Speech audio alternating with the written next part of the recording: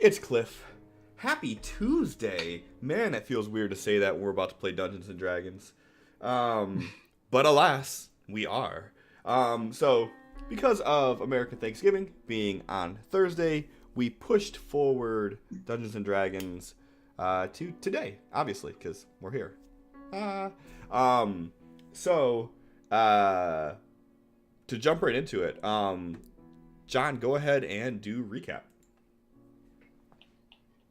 Oh, I'm so scatterbrained right now. Um, Shit, where do we start? Uh, You're dragging bodies away, like we always start. as per usual. Yeah, that's right. Uh, our heroes took care of some villains trying to arrest them in the woods. Um,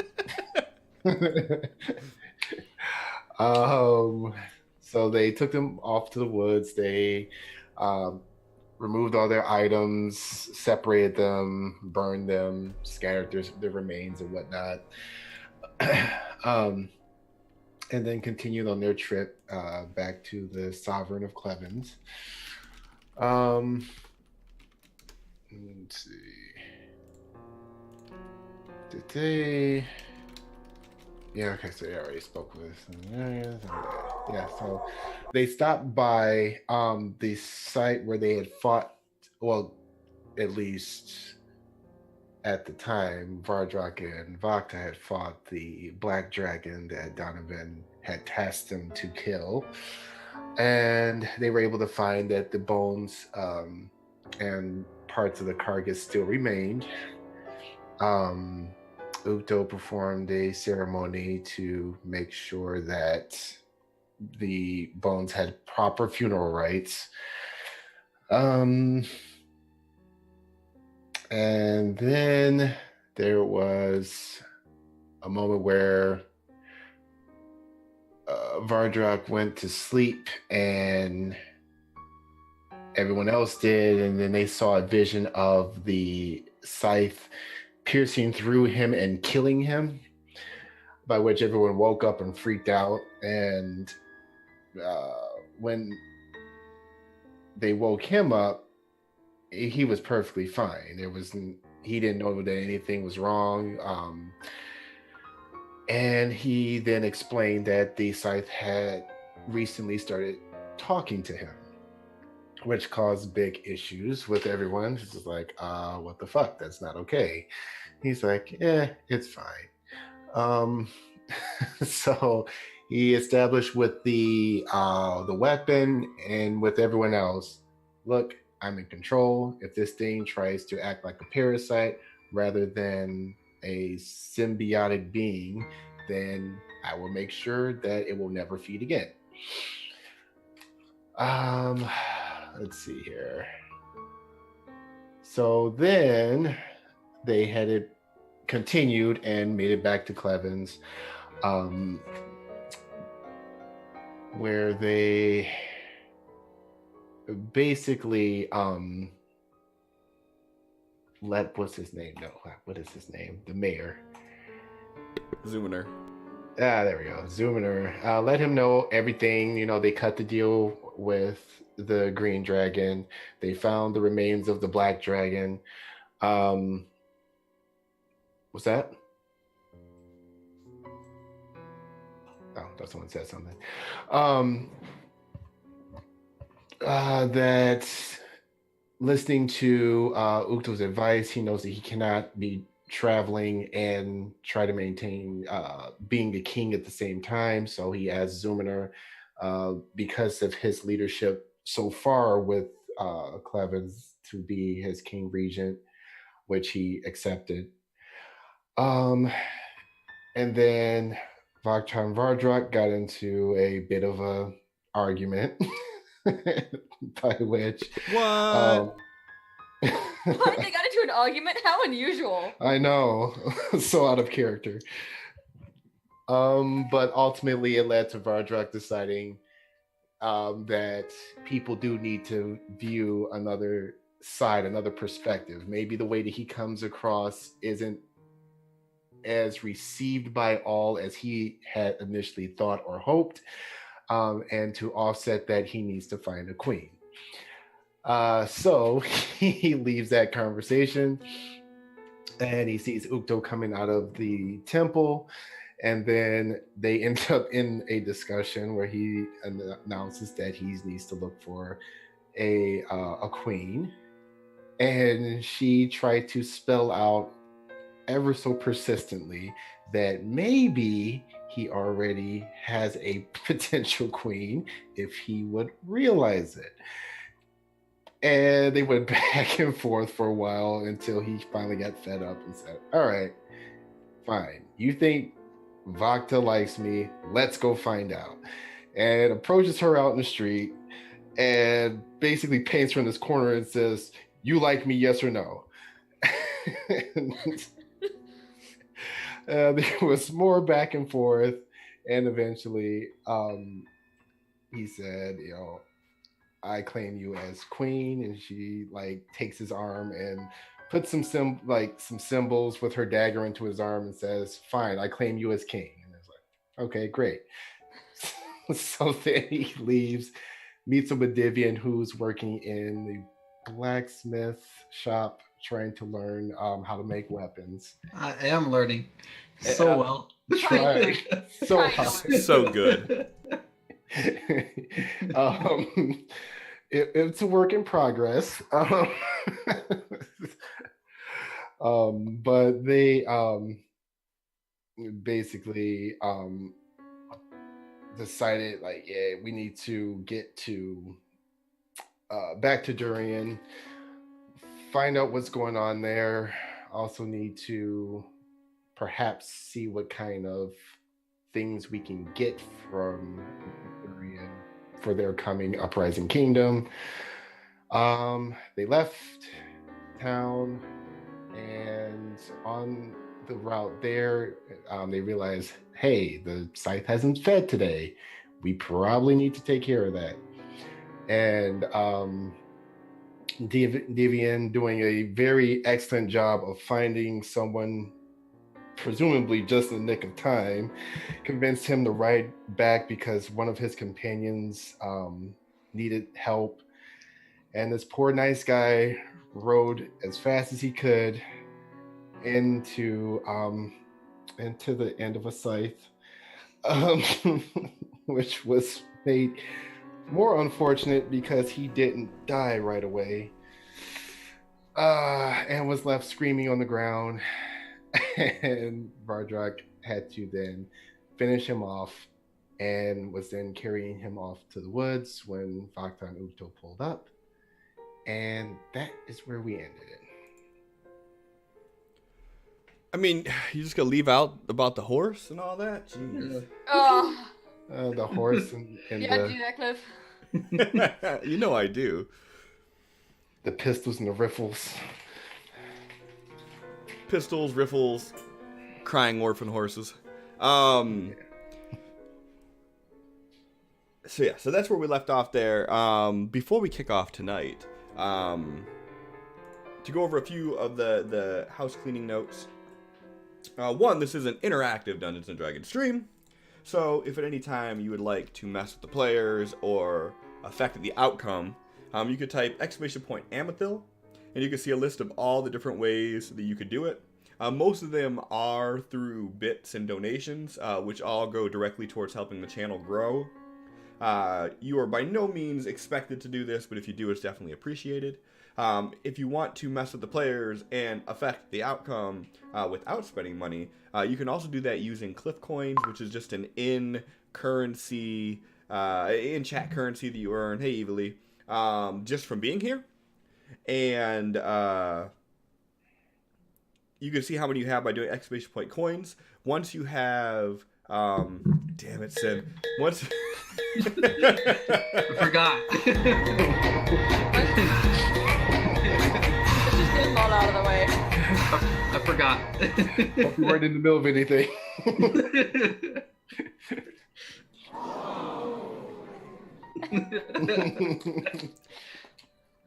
Cliff, you just gotta change it to anything but that. Anything but that. Once you have 100 Cliff coins, you can roll on the table of fate by doing exclamation point fate, then space, then one of the characters' names, and it will magically flip a coin of either good or bad outcomes, and it will roll on a table of that.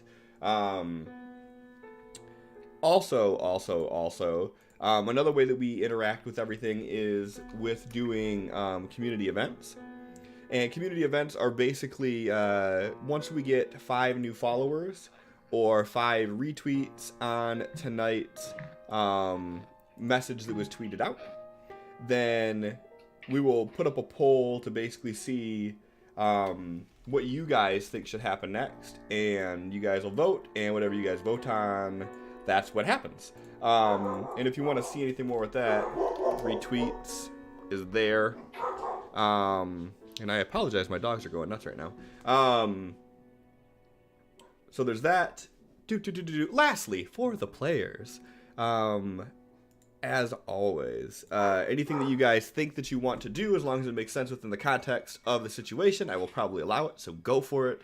Yeah, so without further ado, and I'm not going to fuck it up this time, tonight's episode of Adventures from Amethil.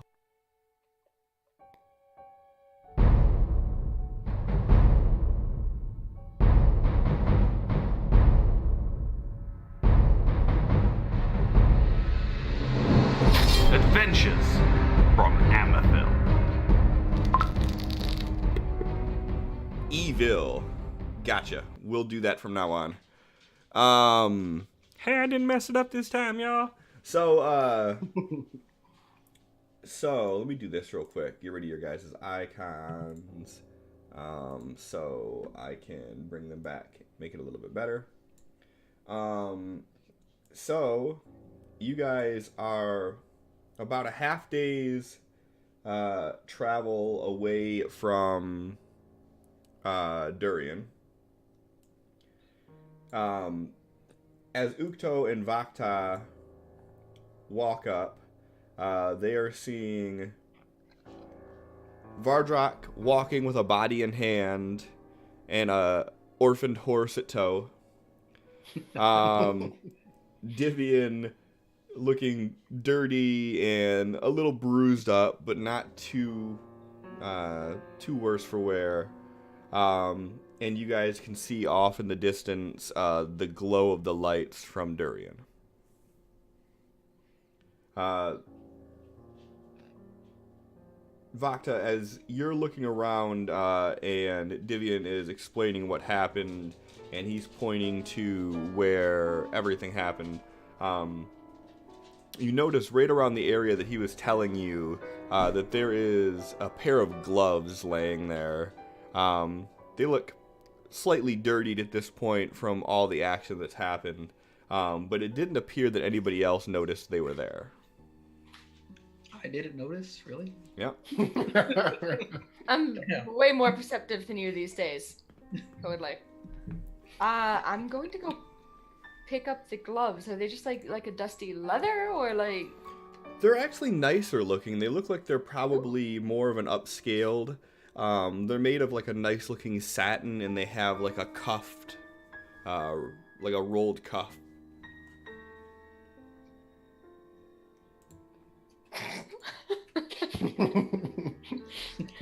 Bullshit.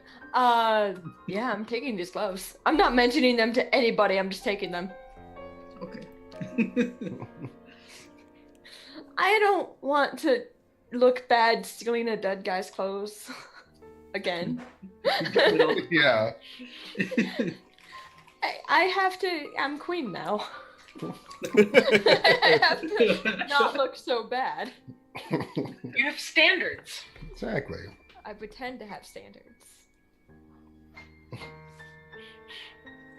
Alright, and what are you guys doing then? Is Vardrak still carrying off the body, or is that dealt with? He's still, I don't know what his plans were with the body, so yeah, he's still walking off the trail a ways with it. He's gonna find a spot, and then he's gonna start collecting sticks and piling them on top of the body. Okay. And you guys are in more of like a hilly land now, more so than out of the woods. So there's not a whole lot of like just loose twigs and timber around. He's gonna find as much as he can. Okay. And you're just basically hiding the body off the trail a little bit. Yeah, and as soon as it's like he's found like all the sticks in the area that he can cover his ground with, he's gonna bonfire the corpse. Okay. Just trying to make it look like it was at least like a campfire. A campfire that the guy accidentally built on top of himself. Yeah, exactly. I hate when that happens. I feel like we should invest in a shovel. We will Partially. get buried. Partially to bury the bodies, but also to put out all the fires. Hey, he's new with this whole hiding bodies thing. Gajil Well, is we're like gonna get real good at it. Gajil's digging a little hole and she looks up at Ukdo. Atta girl, she's got the right idea. Do you have a shovel? Hmm? Do you have a shovel? No, I'm just saying we should get one. All right, it'll go on the list. Not a magic shovel, just like a normal one. Maybe a collapsing one. I can always make us a shovel. I'm good like that now. Just gonna make like a large spoon. I mean, that's basically what a shovel is. I think you would be able to make a wonderful shovel, Debian. Yeah, I agree. Oh, did you show him that thing that you made at the blacksmith shop before we left? Oh, what'd you make? He's been practicing. He like takes a while trying to unweave the curved blade from his stuff, and he pulls it out. Just this gnarled, twisted hunk of metal. Vodka just like very tight-lipped smile, and she just nods like, "Good job." Deception. Deception. Okay, I'll do it. Yeah. Good job. What is it? If we all started out perfect, we would have no room to grow. Ah, speak for yourself. 21. Fuck. Oh my god. 20 on that. Yes, roll them 20s now. I need another 20 from you too. He like looks at it and just shoves it away. Aw. So bad. I was trying to be nice. Don't give up on this like you did flute playing. You had a lot of potential with that too. Yeah, I'm you a need to do the master. flute playing again. Sin, give me another 20. Oh yeah. Now you're our group's bard. Oh no. Oh my god. Sin, give me another 20. So you notice, you could tell that Vakta's lying. You can see that she's not doing it maliciously. She's doing it to try to be encouraging. And as you go to shove the blade back in your bag, you tear open your rucksack. Oh. Oh. Fuck. Said rucksack, right? I said rucksack. Just clarifying. He's just sitting down next to it and just staring at it.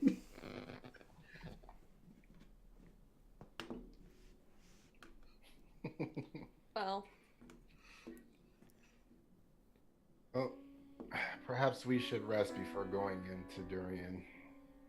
We have a lot to do. Okay.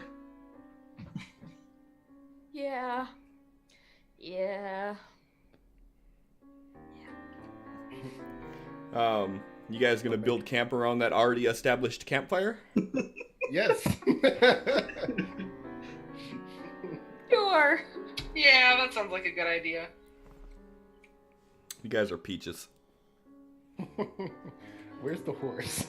The horse is standing by, and again, it's like standing right next to where the pyre is, and Fucking. it's just kind of like almost like pacing in place, and you can see that it looks really anxious. So you're good with horses, right? Can you calm this thing? She never met one until recently. She did great. Devian is the one walking around with, like, a petting zoo at this point. I think he would be the better choice. Okay. Okay. Hey. Yeah, I'm gonna go try to calm it down the best I could. You walk over to it, and it's like physically agitated, and as you even get close to it, it moves away. But after a little bit of coaxing, you place your hand on its snoot, and you're petting it a little bit, and for a moment, it begins to relax. But you can still see it, for lack of better terms, horse-eyeing the body that is now the bonfire.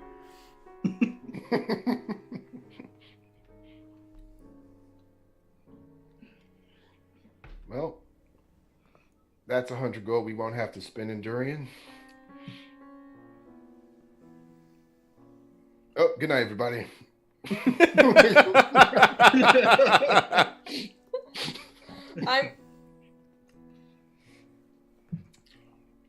It's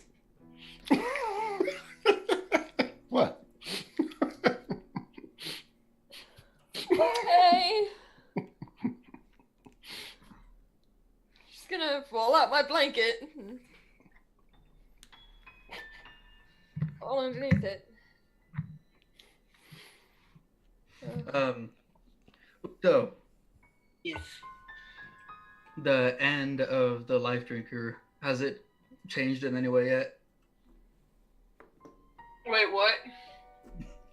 The piece of the life drinker that you have in your bag, has Oh! it changed at all? Yeah, that. Sorry, forgot I had it. Digging in my bag to find the chunk of the end of the scythe. Does it look any different, Cliff?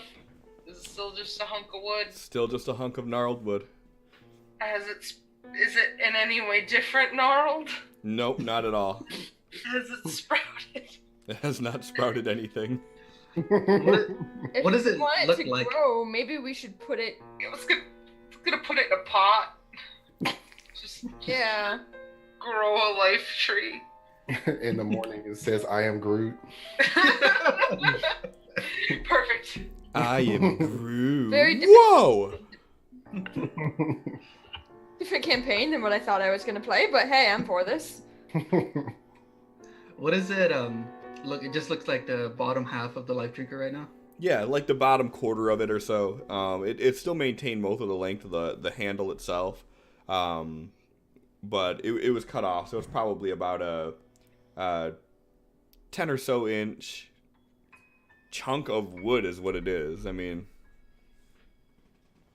had you not known it was from the Tree of Life, then you would just assume it's just a piece of scrap wood. It almost looks like beech wood. I'm gonna hold out my hand to see if, and like as I'm digging through the stuff on the floor, I have one hand out too.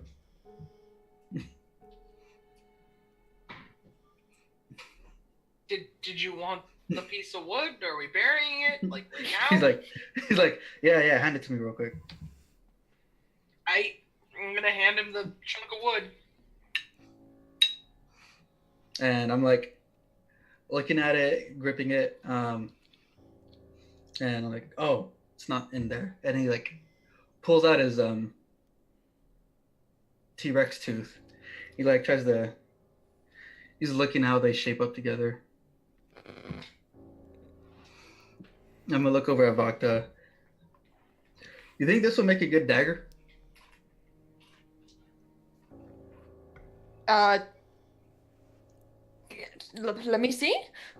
And she's just gonna take the, like, not even wait for him to hand it over, but just, like, pluck the T-Rex tooth and stuff out of his hands so she can just look at it and be like, and, like, test the end of it. Is it actually sharp, or... Yeah, it's still got a pretty decent sharpness to it, with it being in his bag this entire time. The way that he was holding it against the piece of wood, it almost looked like some sort of a short spear. Yeah. How about we don't have two weapons that need to be fed constantly? Just a thought. Vardrak's weapon only needs to be fed is because the god of death made that weapon. It has nothing to do with the tree of life. Are you sure? Vardrak, ask it. I don't know. You hear Vardrak snoring No. loudly. Let's not ask him in case that it has negative effects when he talks to it. Please. Let's not lose, one of the best fighters we've got around. I don't know. It's just a thought. So, I like the tooth, though. Tooth is nice. It's like my daggers, except, what kind of tooth is this? It's from a large lizard-like creature that I fought in the Feywild. So, not a dragon? No, from what I seen in the cave, it wasn't a dragon. Around almost the same size, though. Huh. Okay. A large lizard that lives in a cave. No, it didn't live in a cave, but what I seen the dragon from the cave that we just seen. Gotcha. Alright.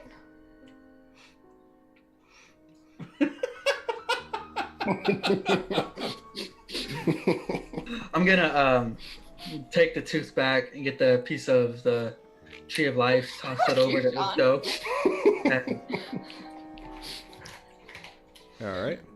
And anything else? Maybe You You're guys? a mystical maniac. No. Anything else you guys plan on doing before you turn in for the night? Piecing together my fucking rucksack. Okay. Do you want help sewing? I probably know how. I grew up on the streets. I probably know how. And he's like holding a hammer right now. And he's like, yeah, I think I might need some help. Okay. What else? Yeah. Cliff, do you want me to roll to see if I know how to sew? No, I mean it's definitely your justification seems legit to me. Okay, cool. I'm gonna patch that up for him before I go to bed. Okay. Do you need a needle, some thread? I probably have makeshift stuff. Let me check my... I have needle and thread. Oh, then yes, please. I go into my medical sack and pull out medical needle, like, huge and like super sharp, slightly like curved for doing sutures, and then like a spool of thread that's like looks like it might be organic. What And just color? like, here you go. Vox is gonna look at it and be like, this is just a mini dagger. That's what this is. And she's just gonna like sit down cross-legged and like by the light of the firelight just like squint and start sewing the best she can. What color's the thread? It's like flesh colored. It looks like it's made out of some sort of tissue. Okay. Sinew? Yeah, Okay. that's the word. Yeah. So Vakta patches up the bag and hands it back to you, and you guys turn in for the night. Fun fact, I've actually sewn with sinew before. It's really hard. Are you gonna try to attune those gloves, Vakta? Oh yeah. I don't think I'm gonna realize that I'm doing it because I don't know they're magical. But But you're they're gonna sneak put them on when everybody's sleeping, I assume. Yeah, it's a little bit chilly at night, Just a little bit of extra warmth. So as you put these gloves on,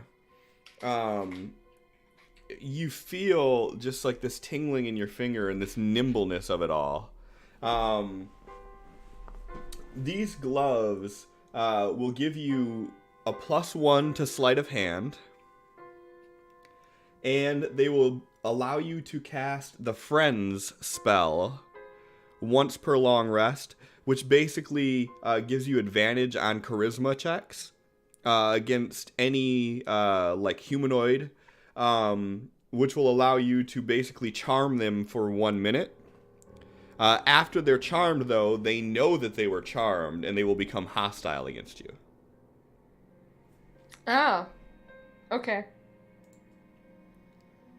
And I believe that is your 3rd item, so you are maxed out for attuned items. Okie doke. And also, don't forget about that scabbard that you have. Oh, yeah. You know, the one that just coincidentally might so happen to help you with animal handling? Yeah. Or deception. Yeah. So, due to you staying up all night sewing and then mucking about with the gloves, you didn't really get a very good night's sleep. You only got a short rest out of it. Everyone else got a long rest. Vardrak, as you're dreaming and sleeping, you have this dream of this naked Vakta with super long hair covering all of the naughty bits. And she walks up close to you and she grabs you by the face and she's like, "You're the best fighter."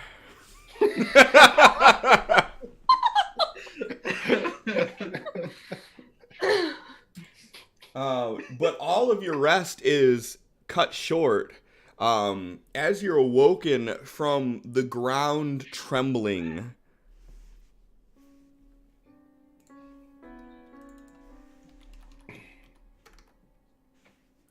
Vardrak quickly gets to his feet in an attack stance, and the front of his pants seems to be poking out for some reason. How does plate bend that way? Well, he doesn't have his plate on right now. No, in that case, if that's the case, while he was sleeping, we'd all just hear a tink. I'm surprised that you're wearing pants, to be truthful. They're outside. Good for you. Good for you. He wants something crawling in his naughty bits at night. Oh yeah, Devian noticed. Devian just wakes up to, "Oh, what the fuck? What was that?" He takes one blunt.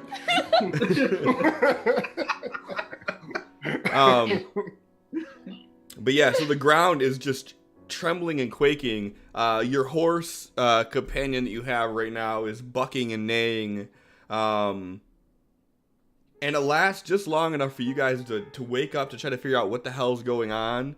And then it's gone. Okay.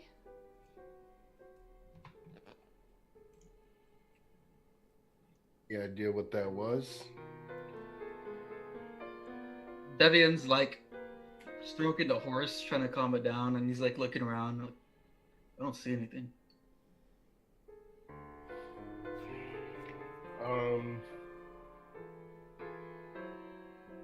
Yeah, I feel like we're not gonna get our answers out here. We better pack up and get in the durian.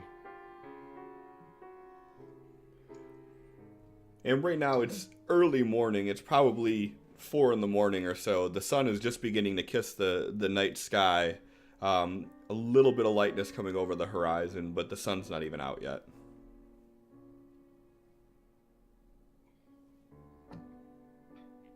Yeah, he's gonna start strapping on his armor and putting his sleeping stuff away.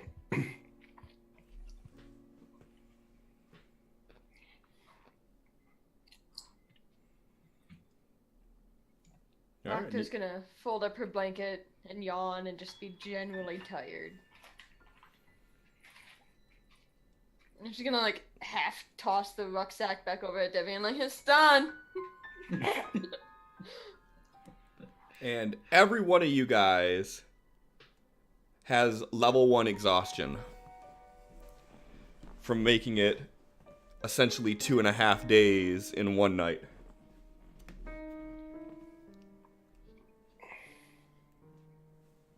So you're all a little groggy. You're all a little irritable. Vardrak more than normal. That's hardly different from Octa. It's just like, now she just speaks in grunt. And you guys get everything together, and start heading into Durian. How? Gonna do that there prayer thing. What's that? Gonna do that there prayer thing. Okay, you're gonna do that before you guys take off, I assume. Yes. Okay. Yep. Gonna join her in it. So they go off for an hour and do that. He's gonna drag Vakta with him. Why? As queen, you have to learn this stuff. She just kind of like grunts and just like barely opens her eyes, just enough to not fall over wherever she's going. Just like. Look how deep into prayer Vakta is. She hasn't opened her eyes this entire hour. Yeah. And I assume that Divian is probably tidying up camp and getting everything ready while this is going on. Somewhat, yeah. He's like half doing that, half nodding in and out. And everybody's done with doing their morning thing, and the group's coming back together. You guys are taking your respective gear and putting it up. The sun at this point is now high enough in the sky that it has shed light upon the hilly valleys in front of you. And from this distance, it's a pretty clear morning. You can see Durian off in the distance.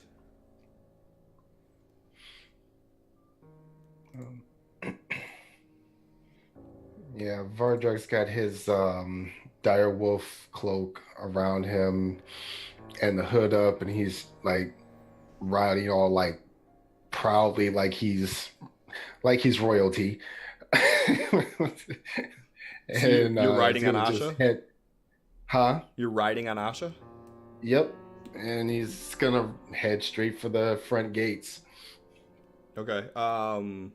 What's everybody else? How is everybody else getting there? I mean, you guys only have the 2 horses at this point.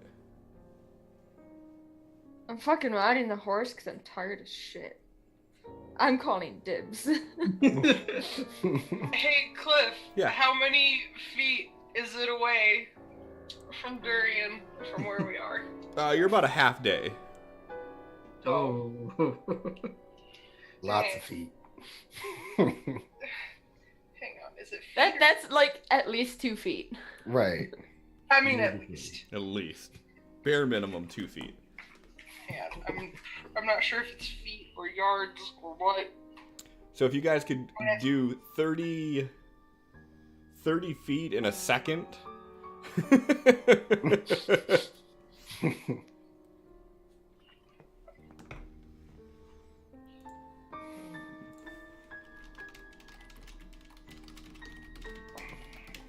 I think they actually have exact amount of what this is.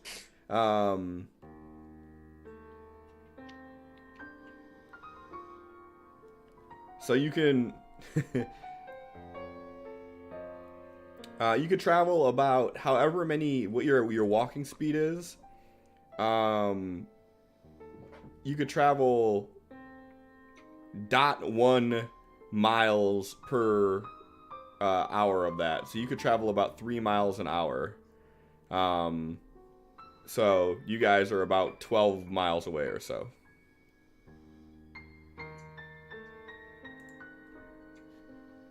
That just made it worse, huh?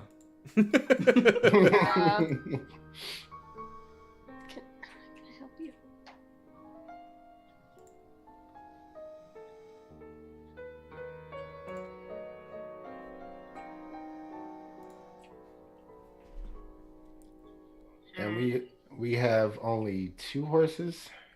Well, yeah, you guys were all on foot Yeah. the way there. Yep. Except for Yep. you, of course, you ass. Yep.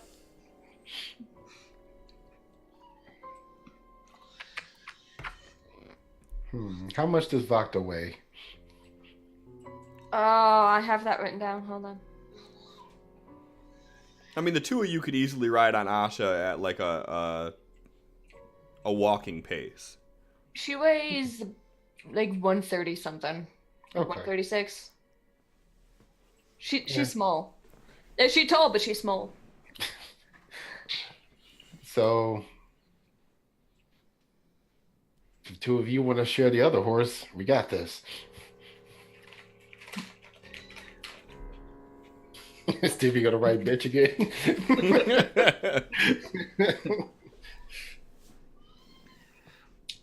He looks over at the horse and looks at Ukto. We both fit on that? No, we're not. We're gonna break. I'm gonna break that horse in half. You already ridden a horse by yourself before. I know, but that's a sad, depressed horse. I don't want to make it more sad and depressed. It's sad and depressed, but it's capable looking. Just give it some food. Yeah. I mean, just feed it. That's how you show love, right? Exactly. Give it a blanket. Buy it a house.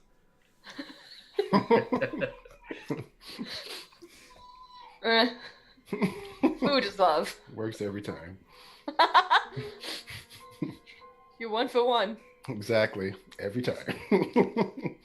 Are you proposing we share the horse, or do we have enough horses at this point? I'm confused. You'd No. have to share. We have 2 horses, though. No? Look, you have Asha and horse. Oh. How much does Devian weigh?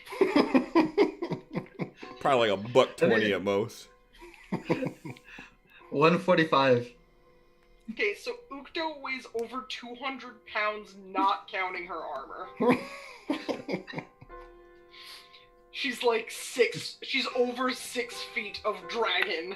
I don't know that this poor horse can handle it. I'm Yeah. concerned. Ukto, jump on the horse. I don't mind walking. Okay, get on this poor horse. You get on the horse and it doesn't buckle even the slightest. Oh. Guys. No, I was concerned for both of us being on the horse. Like, I'm pretty sure it'll be okay with just one. But if we put both, I have worries. It's okay. Alright, so you guys take off on your journey. 3 of you on mount. Divian and Gajil just walking. I know, Vardrak, you said you put your hood up and everything. Is anybody else taking any kind of steps towards covering their identity, or are you guys just going in? Seeing Vardrak take measures. Actually, he's not covering his face at all. Like, his hood is up over his head, but he's not covering his face at all. Okay. Yeah, seeing Vardrak take measures to actually put extra time in his looks. He his shoulder pad turns into a trench coat, and that's all he's doing. Yeah, I'm not doing anything. I own a house here. It's okay. I'm a Oh. citizen. You're under arrest. Well, I own a house. Like, I'm just gonna go speak to the queen. I know her. Go We back. shall. We go back like 3 years. Just tell her Vakta's back in town. She'll love to see me. Who? All right, so you guys travel all throughout the morning, and early afternoon. You guys are arriving within range of Durian. You're approaching the gate. You see that there are 2 royal guards standing outside, followed by one of the elementals behind them. I'm just gonna stop in front of the guards. And greetings. And he kind of looks at you a little perplexed. Looks over at Asha and looking back at Vakta and then seeing Ukto riding up and Divian walking a little ways back. Greetings to you. We are old associates of the Queen.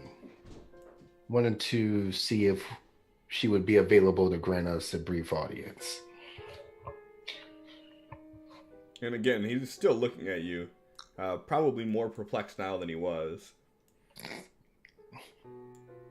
Well, I can't say whether or not she'll see you,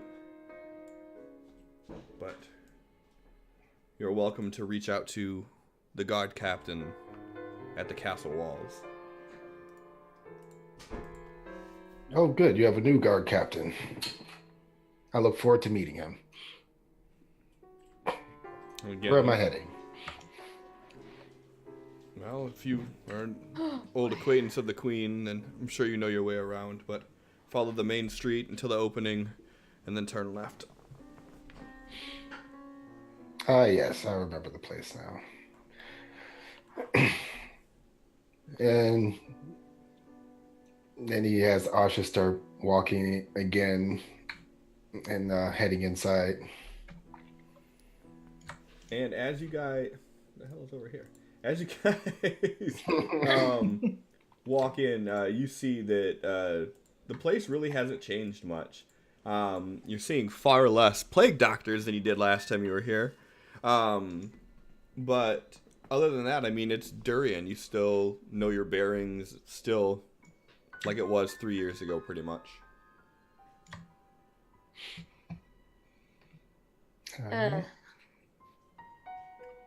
Unless anyone says anything, Vardrak is going to actually start leading everyone towards the Mage's Tower first. That's where I wanted to go. Yeah, sure. I'll hit up the stables on the way out, but for now, yeah, let's just go to the Mage's Tower. Why not? Alright, and as you guys get within range, you can see that the tower looks different than it did. The tower looks like it's bolstered its defenses slightly more. There are 2 guards outside of the door, but they are not Durian guards.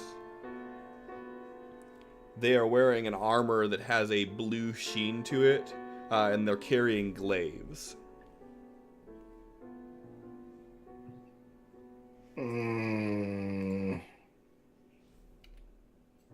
Let's see. Does it look like the same type of armor that Bedkey and his crew wore? No. This doesn't look like any sort of armor you've ever seen. It's a metallic armor that looks of steel, but it has a blue sheen to it. It's not necessarily blue armor.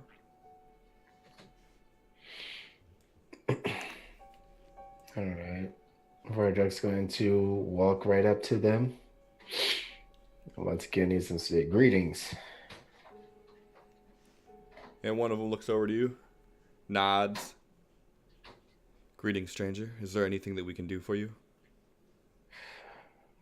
I used to know the head of mages here, and I was told that something tragic happened here maybe about 3 years ago. Wanted to see if he was okay. Yes, Archmage Pafine is alright. The the guild itself did suffer some damages, but we have since repaired, and we are stronger than ever. Thank you for your concern. Good. Would he be available to speak to an old friend? I'm afraid he does not take any sort of unsolicited drop-ins. You would have to make an appointment. Well, if you told him who wanted to speak with him, I'm sure he'd make an exception. Well, you're more than welcome to go in, speak with Master Royale, and see if the Archmage is taking any visitors today. All right. With that, Verja's gonna dismount, and Asha's gonna lay down to make it easier for Vakta to get off, and he's gonna head on inside. She gets scoochies. She's so good. And as you guys dismount and start heading up, both of the guards take their glaives and they both tap it down on the ground a few times, and as it does, both of the doors open up. Alright, he's gonna go ahead and step inside. And as you step in, it still looks, as you remember, with some slight minor decor changes to it. But in this main area, there's the large open foyer. To the right, there's loads of bookshelves. There's rooms to the left, and you can see that there are as many, if not more, students than there were before.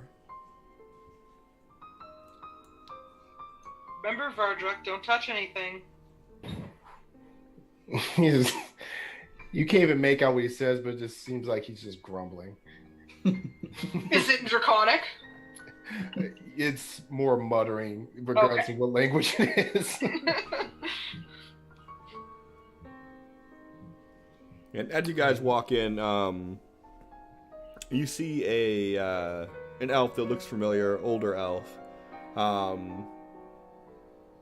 who's off to the side, and he's talking with somebody. He's already engaged in a conversation, but he kind of looks over at you, looks back down, and then his eyes kind of get wide, and he looks back over at you.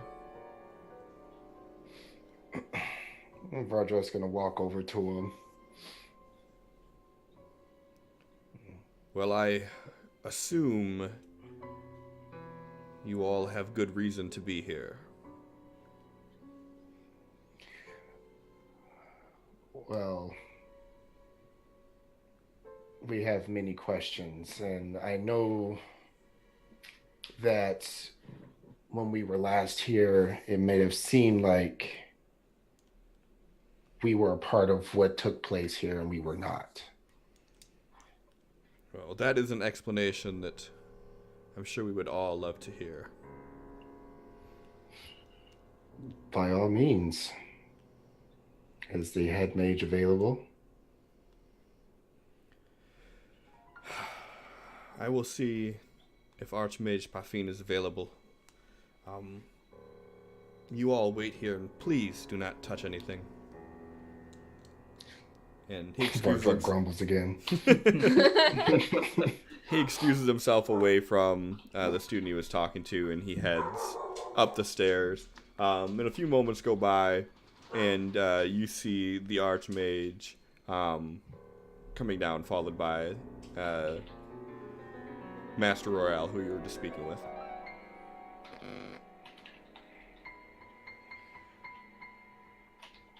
Oh, it's good to see that you are alive and well. Indeed. I hear you have an explanation for the events that happened that hopefully should be able to fill in some gaps. Well, ask your questions and we'll be happy to answer as best we can. So we spoke of the Jackal. You said that you were not working with the Jackal. Yet the Jackal comes. And when all the dust settles, you lot and him are nowhere to be seen.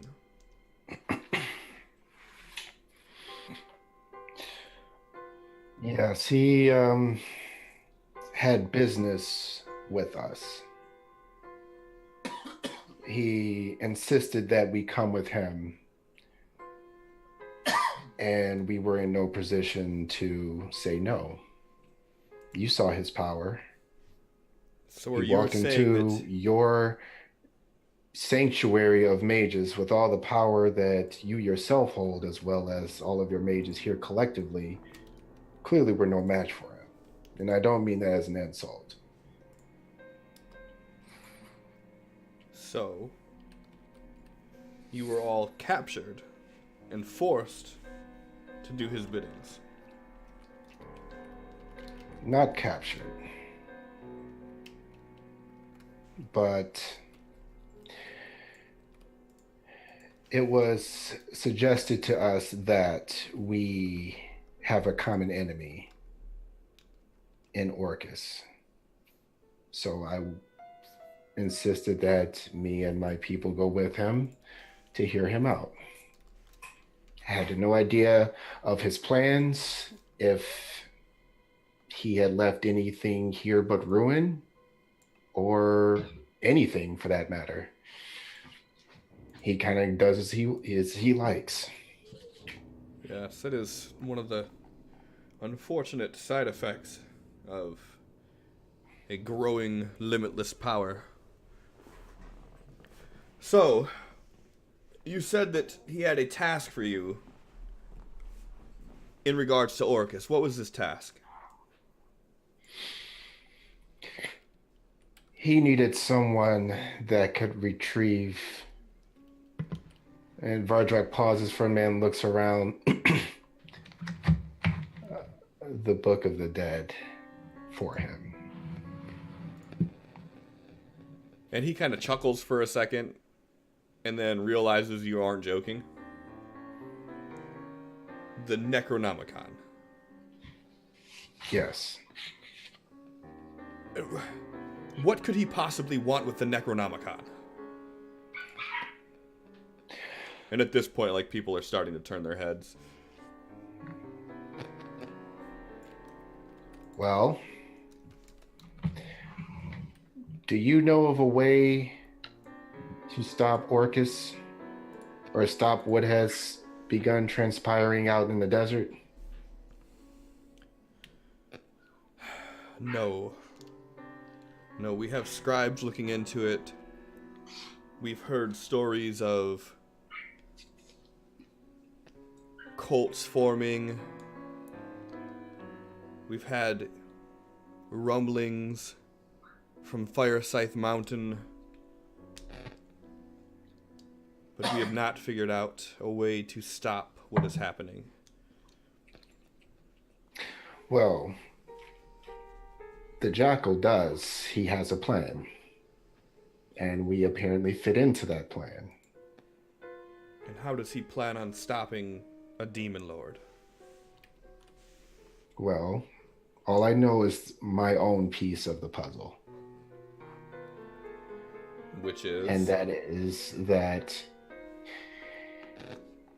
we needed a weapon that is strong enough to actually hurt Orcus. And he took us to a place where we could retrieve such a weapon.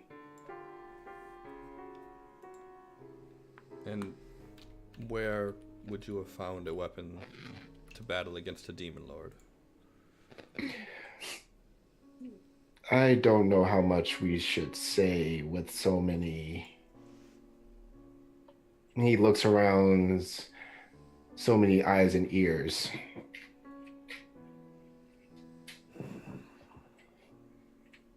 That is fair, yes. You get back to your studies. Follow me. We can reconvene in my chambers. And he begins walking up the stairs from where he came. Vardrak follows. Vardrock, call me if you need anything. I'm gonna stay down here. Vardrock nods to him. Don't touch anything. Saw what happened to him the first time. Rest assured, we're not touching anything. Well, this way.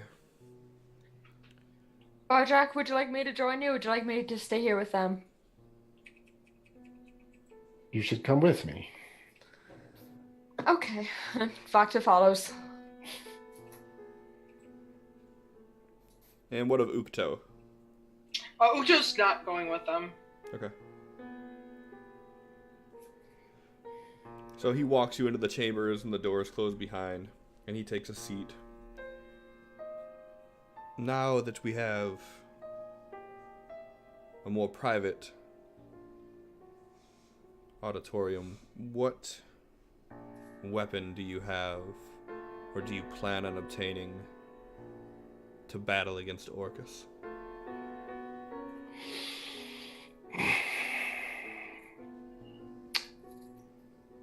Do you know the legend of the weapon that the Raven Queen used to assume her power? Well, yes, the stories say that she killed Nerul with his own weapon.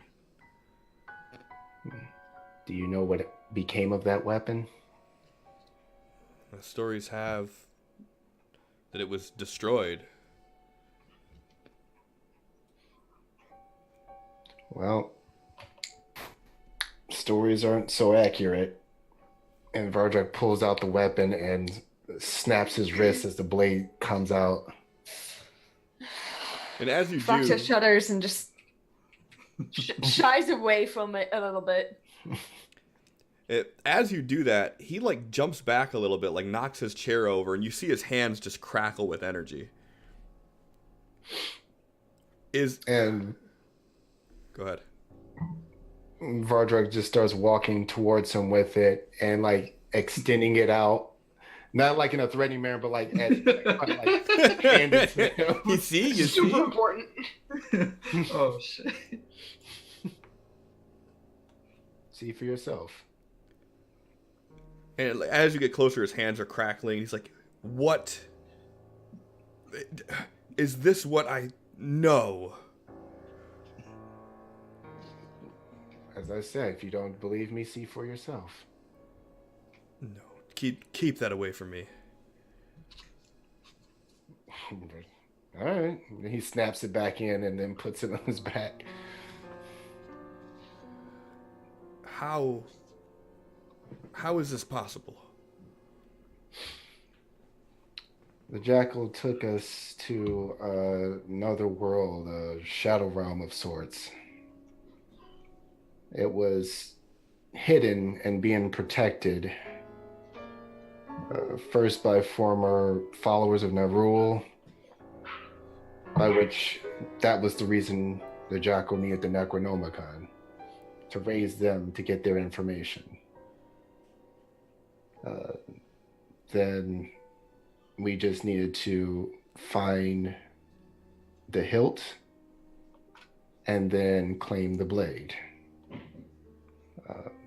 My Vakta here retrieved the hilt, and the blade was being personally held by something called the Shadowmancer.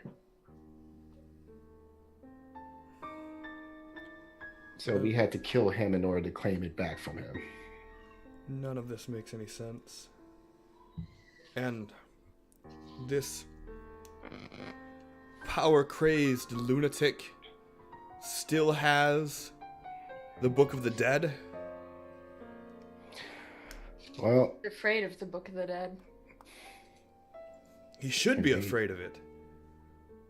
I'm not disagreeing with you. I insisted on taking it from him, as using the magic briefly as it was caused him to really struggle against its power. And he insisted that it would be better in his hands to take it somewhere where it cannot be found. And how do we know that he is not responsible for what's going on in the desert? Well, how many people do you know of that's actually trying to stop this? Everybody is actively trying to stop this. Yes, but how many people are actually making any ground? Look, if Orcus has his way, none of us are safe. We've had to fight his idiotic followers that believe that he's going to favor them when he gets to this world. Naive fools. Exactly.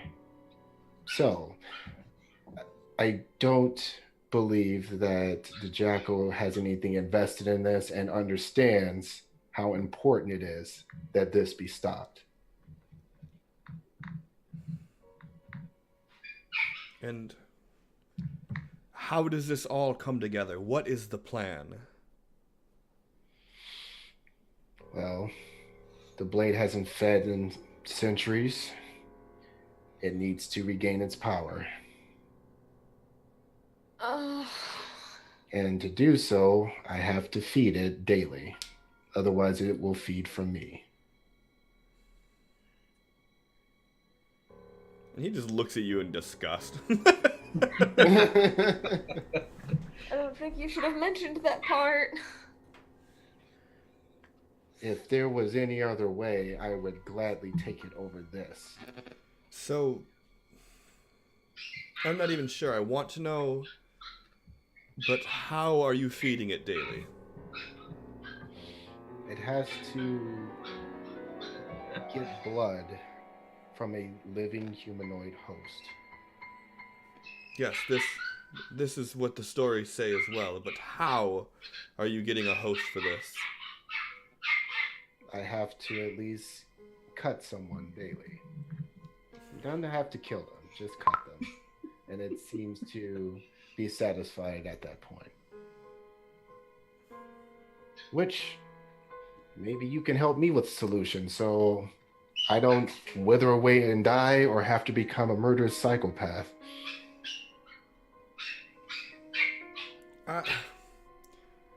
So, you're just a serial cutter at this point. So he looks back at Vaktam and looks back at him. Oh, sure? Accurate. Someone's little yip yip is not happy. Angry little doggo. So, No, these are my cheeses. Back off.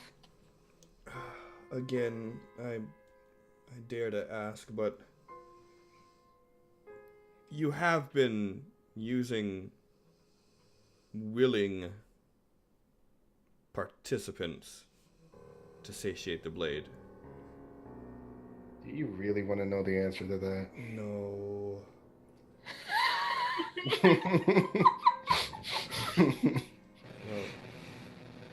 Well, I do not have a solution for that problem, nor do I have a solution yet for the bigger one. But thanks to the little stunt your friend the Jackal pulled, we at least have more numbers now. But our forces are divided. We're still hunting him. And the rest of us are actively searching for a way to deal with this demonic presence. But unless you have some sort of direct connection to Mount Celestial, I don't know what the end game is going to be. I only heard the name Mount Celestial once before from someone long ago, but I don't know anything about it. Well, the demons come from the abyss. The angels come from Mount Celestial. It's where all of the gods reside. All of the non-banished ones, that is.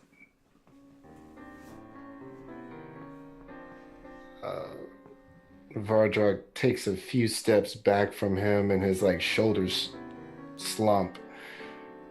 I and his like head like goes down and it's like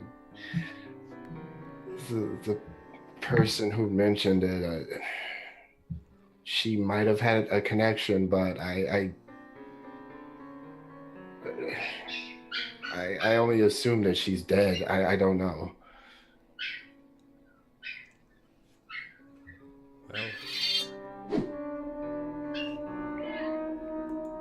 I hope for her sake that she is not. But whisperings of a place are not going to help us in this situation, I'm afraid.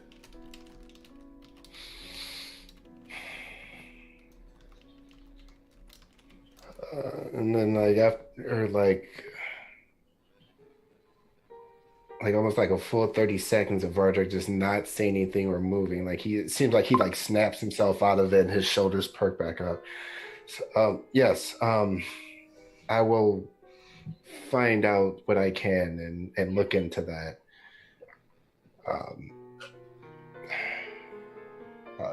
In the meantime, I'm putting together something of my own, and I need to find people who can teach magic. Hoping to build a resistance to help in our coming fight. Well, you seem to be doing well here. I don't know if you can spare at least one teacher,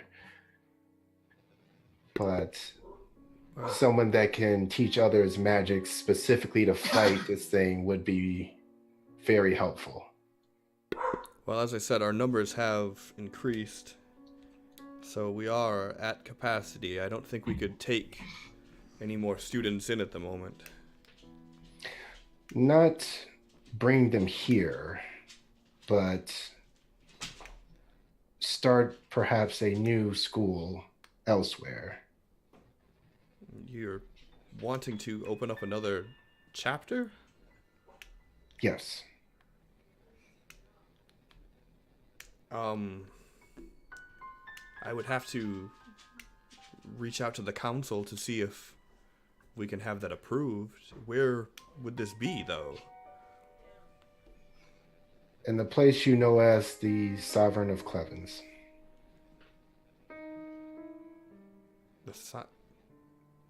That little village north of here? Yes. It's grown quite a bit, and we'd like it to grow more. Yes. Well, if you say it's a sovereignty, I don't assume that this is sanctioned by the Queen. Doesn't need to be. It's sanctioned by another queen. And Voxy just like grins at that, like she's still getting used to that. He kind of looks at her like inquisitively, and there's only one queen, though. Yeah, it's not important. What we need to focus on is if we can make this happen. Because if you're at capacity, that's fine. We can start this new chapter in the Sovereign of Clevens, take on more students, and more people to fight this threat that we face would be better for all of us. Would you not agree? I'm not at disagreement with you, but we would need permission from the council. We would need a building and housing. And does this little town have the means to support a growing college? Yes. I will personally make sure of it. I can send word and we can figure something out, but we're going to need at least the basics in place before we can start. Well, I will. He looks back. We will make sure that starts. immediately. Well, give me some time. I will send word. I will see what we can do. It's hard to argue with increasing numbers at this moment. Good. Plus, And there's one more thing I think you should know. Your former student or colleague, Umbrin, who now wears the face of the jackal, thought you might like to know that he's still in there. I appreciate the sentiment, but I'm not sure I can accept that.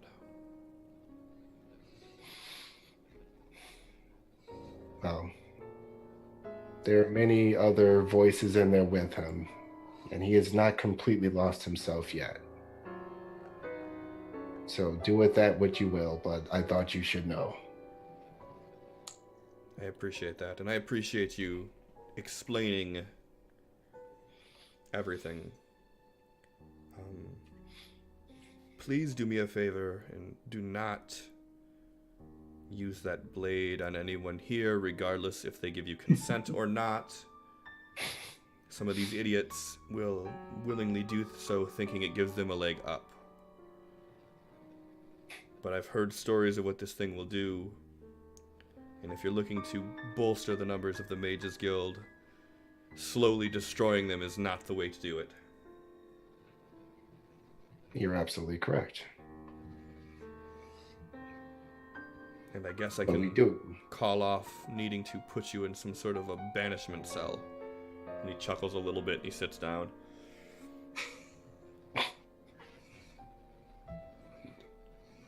Wait, that thing that happened before? Yes.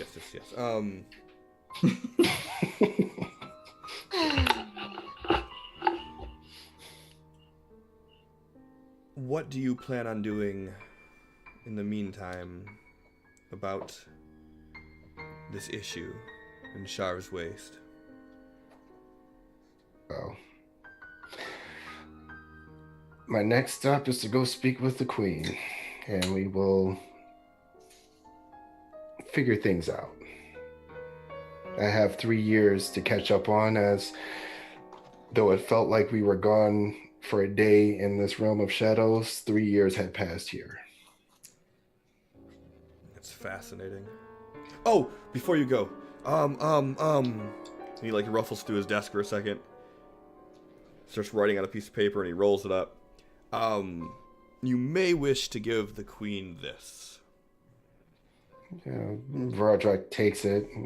May I look at it? It's just me renouncing the bounty that I have on your head. You had a bounty on my head? Well, up until now,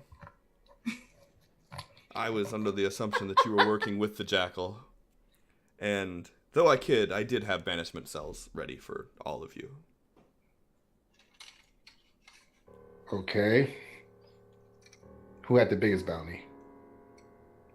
Well, the Jackal, of course. Ah.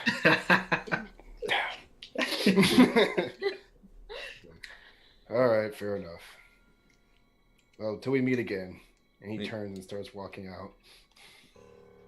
Thank you again for your honesty. Always. And what is Divian and Ukto up to this entire time? Devian is trying to find someone that can explain to him what this earthly dart he found is. Okay.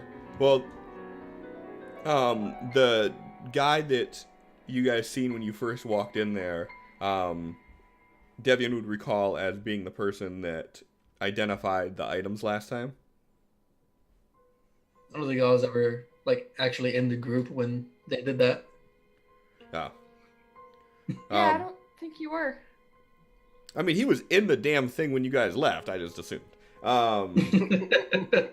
So, as you ask around a few, people would point you in the direction of Vulas, Roriel, who is now one of the masters of the Mages Guild, but he also is the one who does identification of magical goods. So he would be, he would be coming downstairs after he walked up with the group and the Archmage, and you'd be talking to somebody asking about it, and he'd be like, "Oh, there he is, right there, actually." Yeah, I'm gonna go straight over to him. And please forgive me, I'm a bit frazzled at the moment. How can are you looking to sign up for the Mages Guild, or? No, nothing like that. I have this item that I picked up a while ago. I haven't really been able to get a good feel for it. I was wondering if you can tell me what this is. And he pulls it out of his one of the pockets on his trench coat and hands it over to him. Yes, I apologize. It'll take some time to be able to. This thing smells terrible. It'll take some time, but I can definitely assist. The normal rate for everything is 25 gold per magical item. That's fine. About how long would it take? Well, unless something happens upstairs with your friends, should take a few moments. Okay. And he just kind of hands out, stretches out his hand. Yeah, toss him the gold. Is there anywhere I can go to rest? Just for a little bit. Well, I'm afraid all of our beds are occupied by students, but there are a few great taverns here if you're looking to stay long. If you're looking to just rest your feet, there's a few chases and sofas you're more than welcome to rest your feet on. Thank you. And he goes over and he lays down on the sofa. And what about Ukto? There are probably benches in the windows, I'm guessing. Big windows that are looking out onto the city. Oh yeah. She's just kind of hanging out by one of the windows, just watching everybody walking and just overlooking the city. Zoning out partially out of nostalgia, but also partially out of being super tired. Alright. So you're just kind of relaxing. I guess you're nodding in and out after a few minutes of watching everybody. Yeah, it's a super different view of the city. Yeah. And after 10 minutes or so goes by, you feel someone tap your boot, Devian. And you look up to see the mage holding the dart in two fingers, and he's just holding it towards you. He rubs his eyes, reaches out to grab it, and sits up at the same time. Whoever made this used quite a simple incantation, but a very unique way of doing so. There is some druidic magic to this. Very, very simple druidic magic, but again, it's genius how it was done. If you plant the tip of this just beneath the soil, you can instantly start to see plant life start growing around it. But you can feel its magic waning the longer it stays planted. So make sure that you don't keep it planted for too long, or it could dissipate all of this magic into the earth. I'm guessing once it's drained, there's no way to get it back. That I wouldn't know unless I drained it of all its magic, and I didn't assume that you would appreciate that. No. But from the short time that I did it, I was able to grow a shrub 3 feet tall. So I assume you'd be able to grow a small thicket with the amount of magic that's in here. And he drops it in your hand. So mechanically, as you plant it through,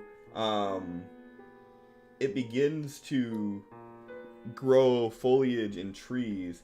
And essentially what it can do is it can grow shrubs to provide half cover.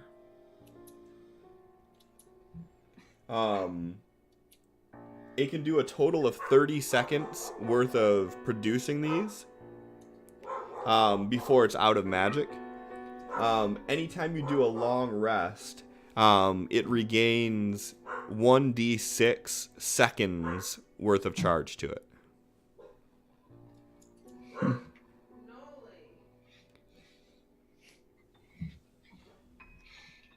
All right. And if you wanted to, it could be used as just a regular dart, and you could just throw it in somebody, which that could be interesting.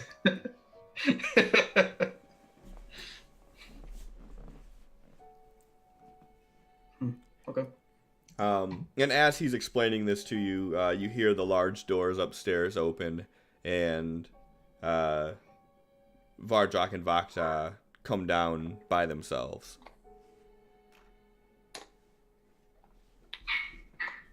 You guys done? Yes. Where's Ukto? I don't know. I did what I needed to do and passed out for a little bit. You lost Ukto. She's been in here before, longer than I have. I feel like this is like a big open chamber area, and like he was just asleep on the couch closest to the stairs, and if they just looked past, she's just like hanging out in the window right there. Oh yeah, totally. Right there. Ukto's, Vakta's tired. Like, I mean, everybody's tired. We're all I'm not tired. perceptive. Yeah, Debian like leans back in his sofa. He's like, Ukto! Grumpily from the window. What, Devian? Found her. Good job, Davian. Yeah. It's kind of... Thanks for Praise cracking. him for that. Oh, So, found her. clean now, right? Yes, we have to go see the queen. So apparently we're going to be arrested if we don't. Awesome. Okay. I thought we were past the whole getting arrested thing. Yeah, well, you know, it's Tuesday. Is it? Maybe. Tuesday. Feels like a Thursday to me. I can never quite get the hang of Thursdays. And you see that the Master Moriel standing next to Divian slightly. Would you care to have some food or anything before you all leave? Vardrak snaps his head over. Yes! Goes over and sits down. Sure. Food would be wonderful, thank you. I know that you've all been here, but our Master Chef is Orion, and it is absolutely amazing the things that he can do with food. But the kitchen's this way. Feel free to order what you want.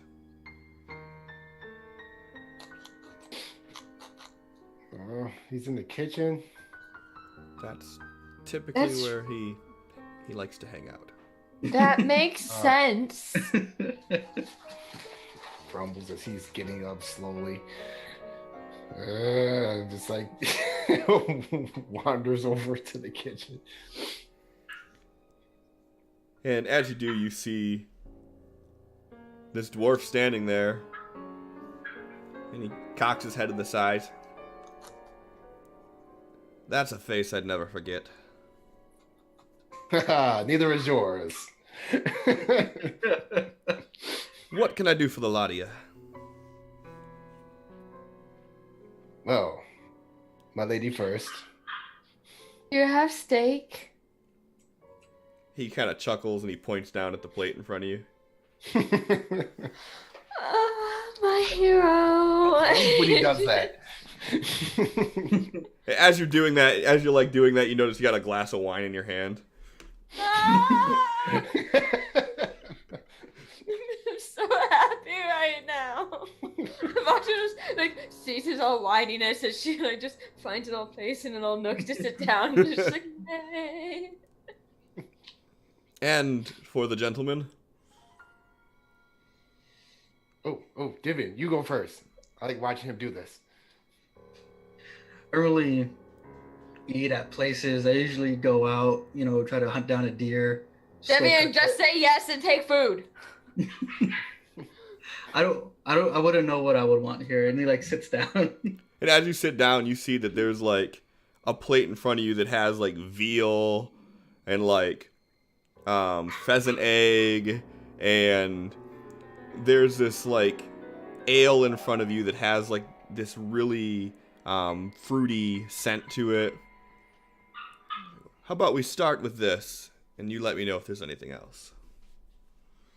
Will do. He just starts going in. Ukto, your turn. Oh gosh, I don't know. It doesn't really matter. No. You don't understand. You don't have many opportunities to just get whatever you want. I don't know. Think of what you think is too much, and then go way beyond that.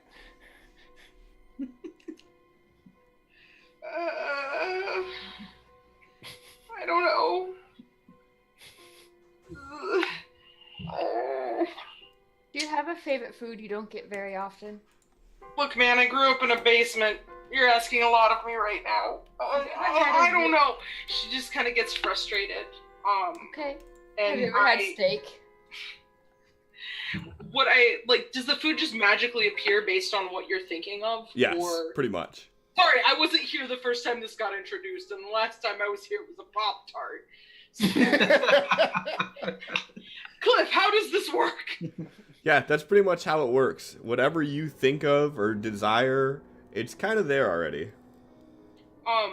It's a plate with a very, simple, what is it called? Oh, fuck. It's the thing that everybody eats for St. Patrick's Day. Like the meat corned thing. beef and hash? That! Thank you! Yeah. It's like a plate of corned beef and hash with, a little salad made of predominantly different kinds of mushrooms. And they're all really weird-looking mushrooms. And she's like, yep, that sounds good. Yeah, and, as you're all like, I don't know, you just get this scent that fills your nostrils. And as you look down, you just see that all in front of you. Works for me. She just grabs it and takes a seat. And then Vardrak says, okay, my turn. Let's see. He cracks his knuckles as he's looking at you.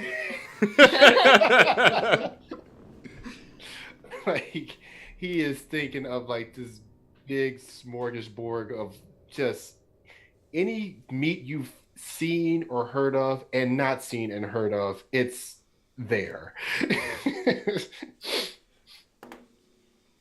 He's like, we got stewed goose and braised boar and roasted phoenix and salted pheasant and some bitter cheese sprinkled, and he's just going on and on and on.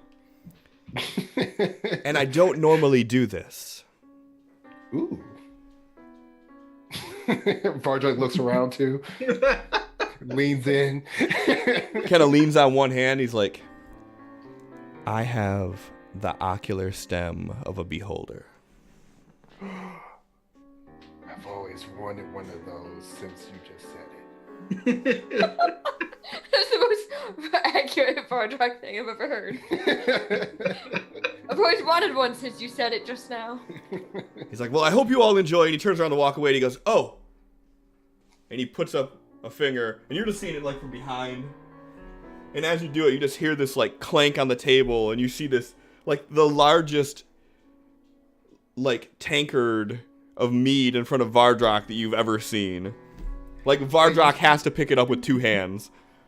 Like, and you see, like, as that's happening, like, Vardrug was putting a finger up, he's like, love that guy. Vodka's gonna steal just a piece of something random off Vardrak's plate. Just, I know, I'll even full sleight of hand. Gotta test these new gloves. Good enough. I mean, Stealing food. yeah, I don't think that A, Vardrak would care, and B, I don't even know if he would notice. That's why Vodka's like, this one. If I made him roll perception, I'd make him do it at disadvantage right now, because he is all in on this. Yeah. Yeah, he's stuffing his face. Nothing matters right now. This is the best.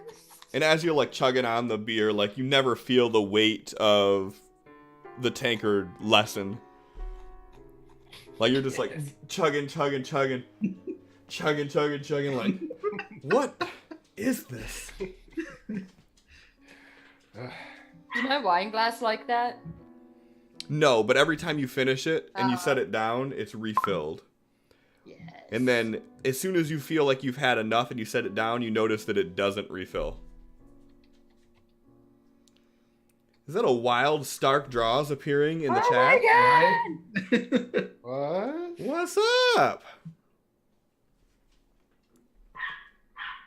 Ironically, last time that you were here, they were in the Mages Guild in Durian. And now you're back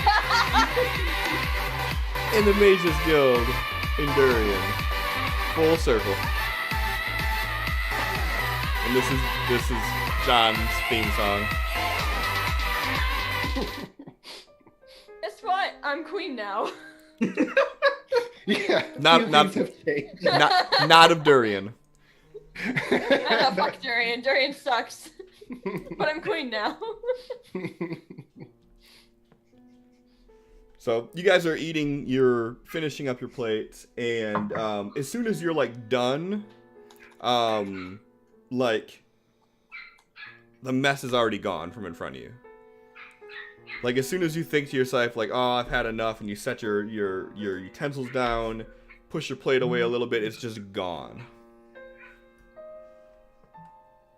Vardrug's laying on his back. He's had to loosen up his armor. He's like, Vakta, we have to get that guy at our place. How? We'll kidnap him. You know I can hear you, right? Okay, you have to be willingly kidnapped because we love you. He's like chuckling with you, and he's like, I don't know about all that. This is my home. We'll make you a better home. Right, Vakta? You have a better home now. We'll make you a better home, too. They just started building my home. Yeah, and it's already better than your last piece of shit. No offense. You know, just saying no offense doesn't make it less offensive. That's exactly how it works.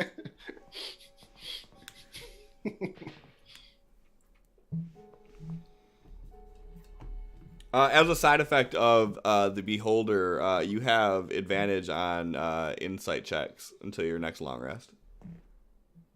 Aw, what about perception? Sure. You're right. I don't need that. Well, after Vardrak shake the itis, he's eventually gonna get up off the floor. Like, okay, we should really go. David's like asleep in his chair, hunched over the counter.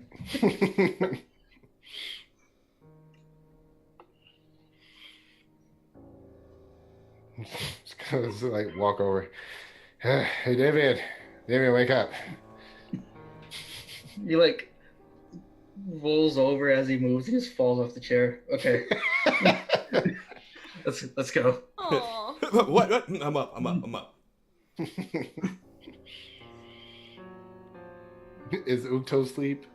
No, she's awake. She's just kind of sitting there playing with a fork, hanging out. Playing with a fork? Yeah, just like, you know how when you're sitting there after you finish eating and you're just like playing with utensils? I do that all the time. Well, at least someone does. I don't feel so alone in the world now. And what about Vakta? She's zoning. Just so happy with her wine. Just zoned. What time of day is it? It's late afternoon right about now. Probably around 5-6 o'clock.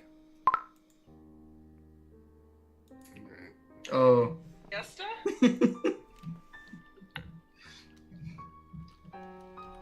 Uh-oh, David.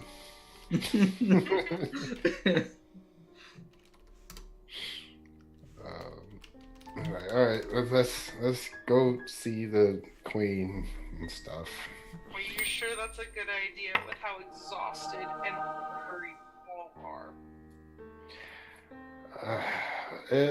We really can't waste any time. Let's go get it over with. You say so.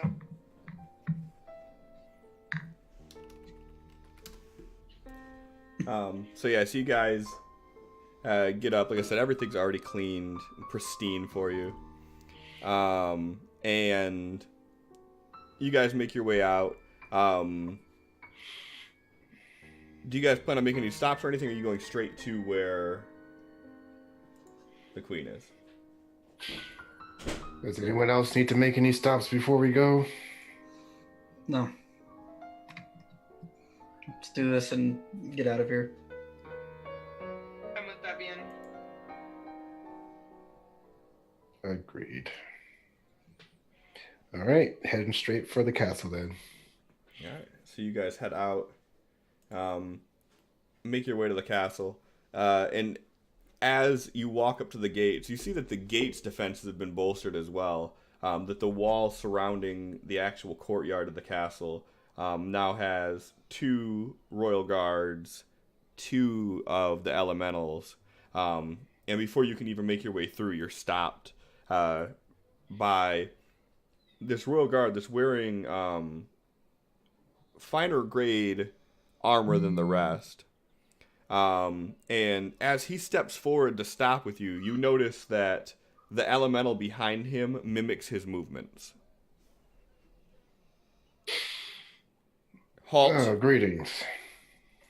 What business do you have at the castle? I'm looking to speak with the queen. I bring a message from the head mage. He holds up the piece of paper. He reaches his hand out. He hands it to him. He unrolls the scroll, and he's looking at it. And he looks at you. And he looks back at it. And he rolls back up and he checks the seal on it.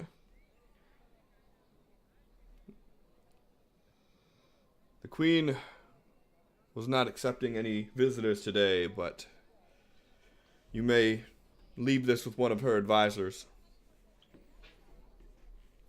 Is there something in particular going on today that's of great importance to her? I do not know. The queen says no visitors. I say no visitors. Oh, you're her new captain, eh? I'm not the captain, no. I'm but a lieutenant. The captain's inside. Oh, good. Well, you might want to let the queen know that there's someone out here that she would definitely want to make time for.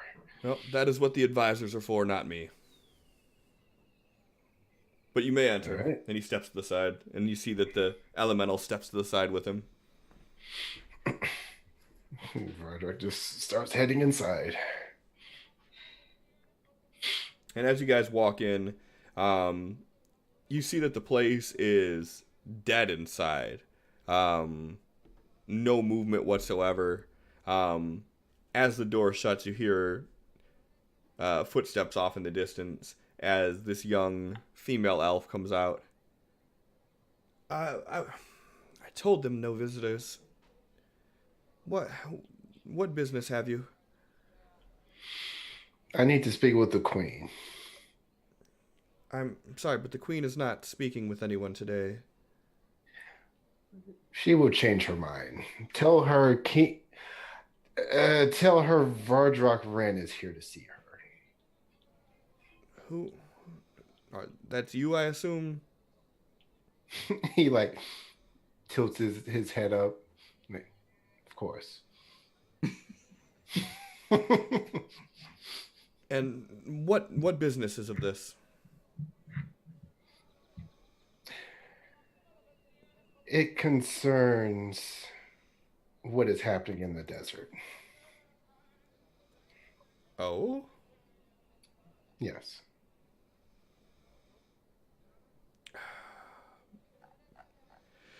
One moment. She walks towards the back, and you just hear her feet steps just walk off, basically like infinitely. And she's gone for a few minutes. And you guys are just standing there in this open foyer with 2 guards standing next to you. Vardrock seems to be like looking around, like he's like inspecting every inch of this castle and like taking mental notes. And the guards are just eyeballing you.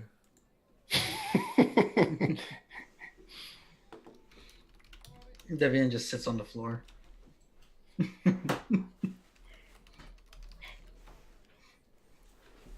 And after a few minutes, she walks back. The queen will see you in the throne room. Follow me, and she will be out momentarily. Vardrock kind of like looks back at everybody like, see? And then starts following her. He gets up and follows too. Yeah, and as you guys go into the throne room, it's completely empty. The throne's there. She's like, just wait here, and she will be in momentarily, and she leaves.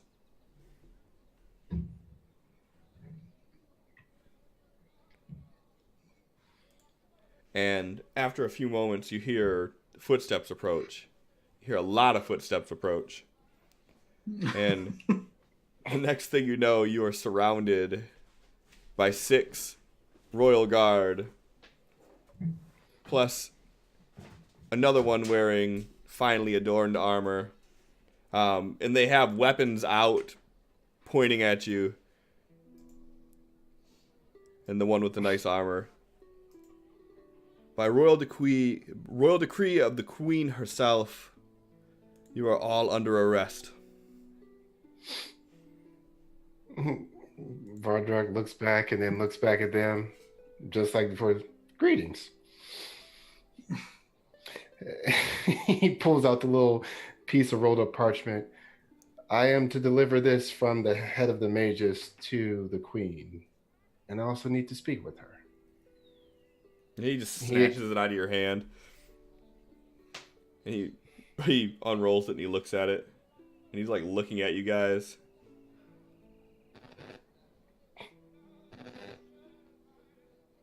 The Archmage had you deliver this? Yes. He had you deliver the conceit of his own bounty that he has on your head. Yes, he says he doesn't need it anymore. It was a misunderstanding.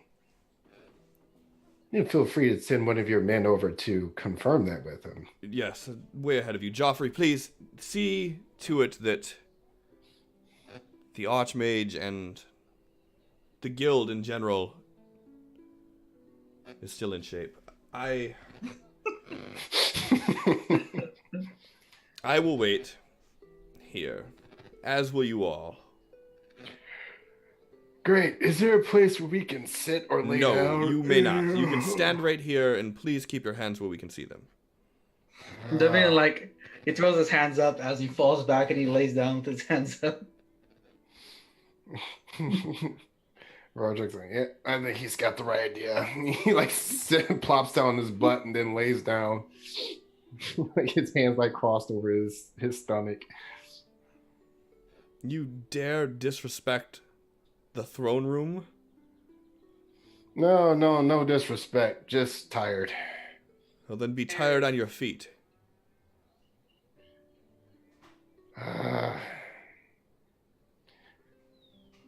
He like sits back up on his butt. Like, so you're the new head honcho around here, huh?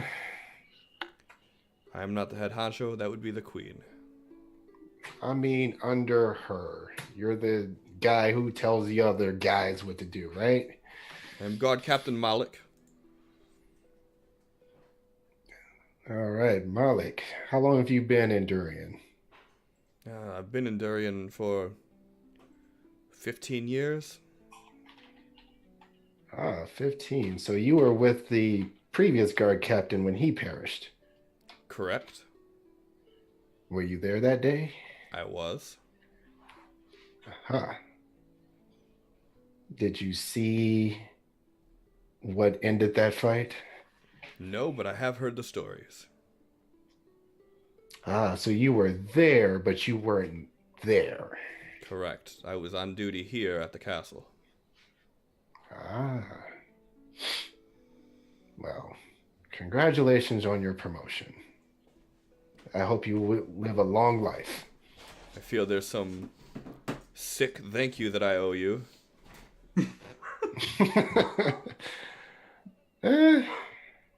It was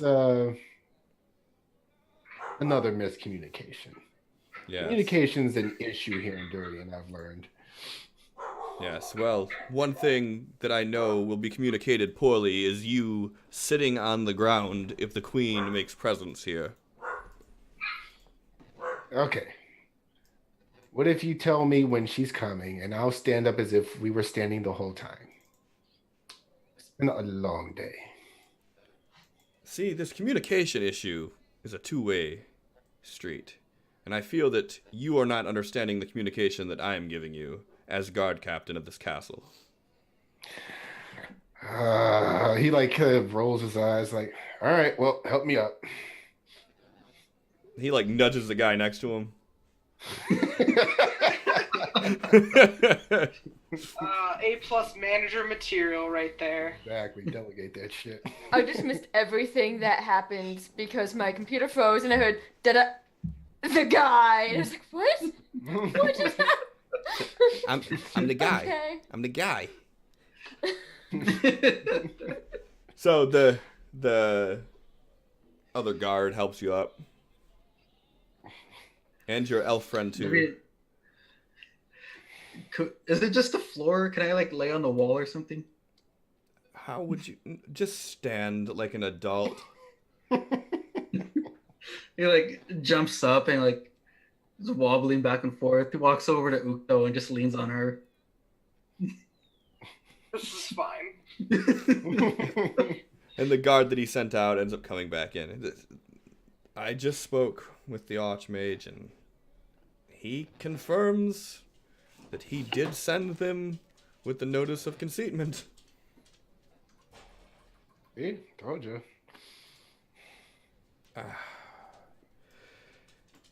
I will make the queen aware. Thank you. It was good meeting you. Why do you sound disappointed? It just seems that whenever your friend comes to Durian, that atypical situations arise. A lot of the times they're not our fault. Yeah. They just follow us. Indeed. And he just turns and walks away. What's that supposed to mean, indeed? And all the guards but two fall back. And after a few moments, the queen comes in. I double-checked to make sure that all of my belongings were in place. Oh, you're talking about your little thing. Yeah. I did not steal those, for the record. Again, that was the jackal, not me. I was the one who returned it to you. Yes, and you had a few choice words to say of your own. Yes, So, as that we could talk and finally get to know each other versus what has been heard of each other. well, old friend, since how we know each other so well, what do I owe the privilege of having you in my chambers today? Hear that, Vakta? Privilege. Um, well, She's being passive aggressive. what? It's been a long time since you last saw us because we had to take a little trip to get a weapon that could help in the coming fight out in the wasteland. I have to assume that you have been doing preparations of your own after our last warning to you. You mean in between rebuilding the Mages Guild, bolstering the numbers, increasing the amount of guards we have on duty, managing the departure of Bedkey? Departure? Yes, not long after you spoke with him, he said that he had to head back. Apparently there was something he needed to do per your conversation. He has not been back since. He has not. Well, he understood how dire this situation was, so I'm sure he is preparing in the best way that he can. Well, he did make some vague mention of what was needed. And yes, I would assume that he is. But between dealing with all that, of course, we have been mitigating the events of Shar's Waste the best that we can.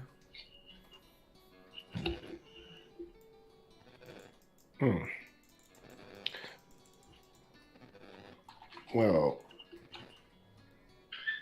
speaking with the Archmage, it seems that he doesn't have many answers of how to solve this. Do I assume that you do not either?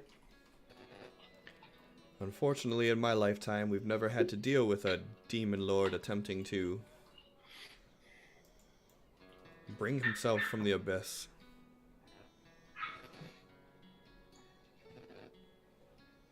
So what we've been doing is dealing with the ones that come to the surface. I have been told that the Archmage is looking into how to close the portal. And now we have this new issue that we've been dealing with of the Fire Scythe Mountain quaking.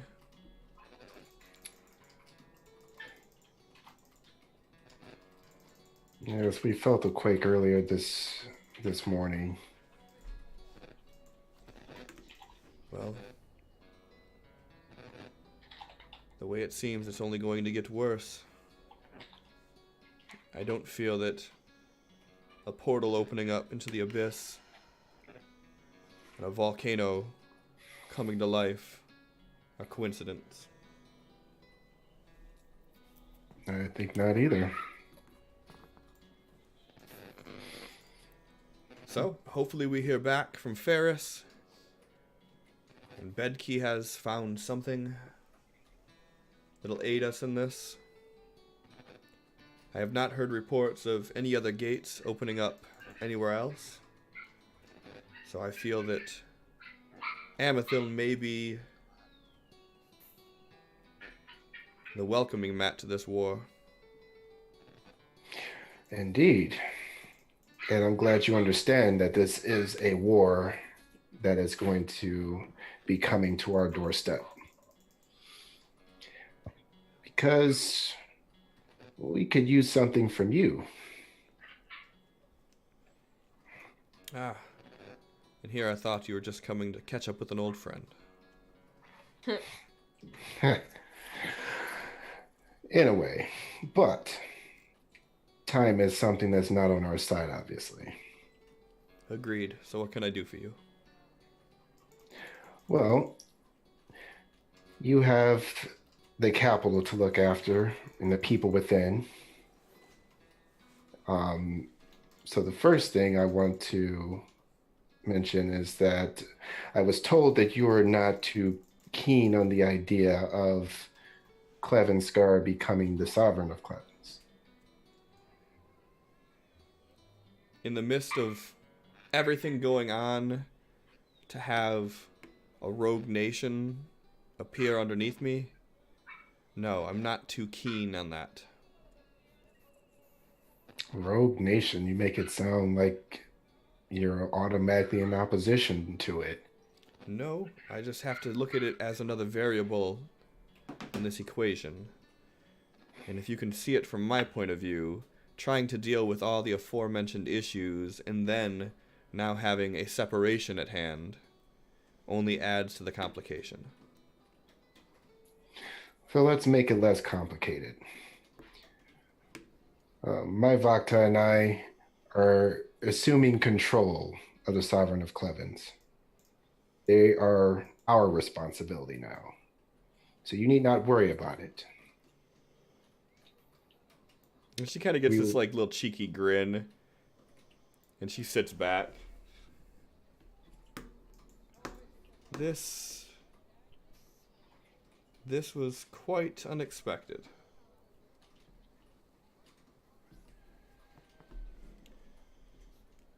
Go on. We will be using that as the foundation for the resistance against what's going on in Shard's Waste. But we're going to need some support of sorts. So instead of asking you for manpower or asking you to take away from any sort of preparations that you've already made, my request is something a little bit more simple. We're going to need some funding with no strings attached, no conditions, nothing. You want to keep your capital and the people within safe? Well, you should as queen. And if you allow us to take some money that would help us get the foothold that we're looking for, then the fight will never even make it to Durian, if all goes well. Well, I'm not one for happy endings and fairy tales. I know all will not go well. And the fight has already been brought to Durian, unfortunately. But before I even entertain numbers, how would me hiring an independent nation of mercenaries be beneficial? What do you offer we do not already have? We offer the power to kill a god.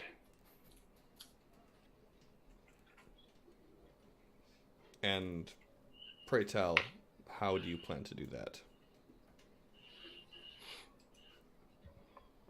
You've lived long enough. I don't think words would get you to understand as much as showing you. He pulls out the life drinker again, and he holds it, as doesn't bring out the blade. He says, "Do you know what this is?" And she's looking it over, and as soon as you like pull it out, like the two guards immediately, like they are at the ready. Yeah, and he's acting like he doesn't see them because he's kind of expecting that reaction. And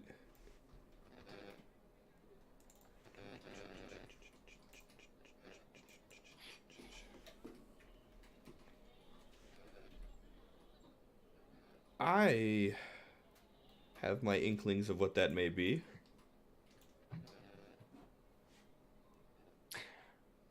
With permission from one of your men here, can I demonstrate what it does? I would rather you didn't. So then you know. I have my inklings. So, what good is that going to do against a demon? Well, let's just say he tried to obtain it first to keep it out of anyone's hands that could use it against him, and he failed. Well, Why would he waste his time on that if he didn't fear it? I definitely feel that it's safer in your hands than his, but it makes sense for him. A blade that can steal the life of all the mortals that walk here, but at least in its current state, I don't imagine it would be too useful against a demon. In its current state, it will need some time. And in that time, we need to build up our resistance. So, what will give us that time is money. So, I'm not asking for lives. I'm not asking for anything that you can't provide. You know what's at stake.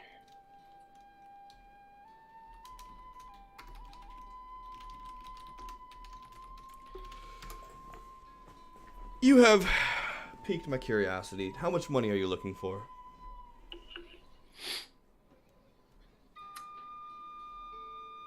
He looks back to the group. What do you think? Devian's half asleep, like drooling. What? Just like holding him up, kind of like by the back of his shirt, trying to be discreet. Like, this is not a puppet. This is a conscious person. He's got glasses on with eyes open, painted on. He's got some sunglasses on.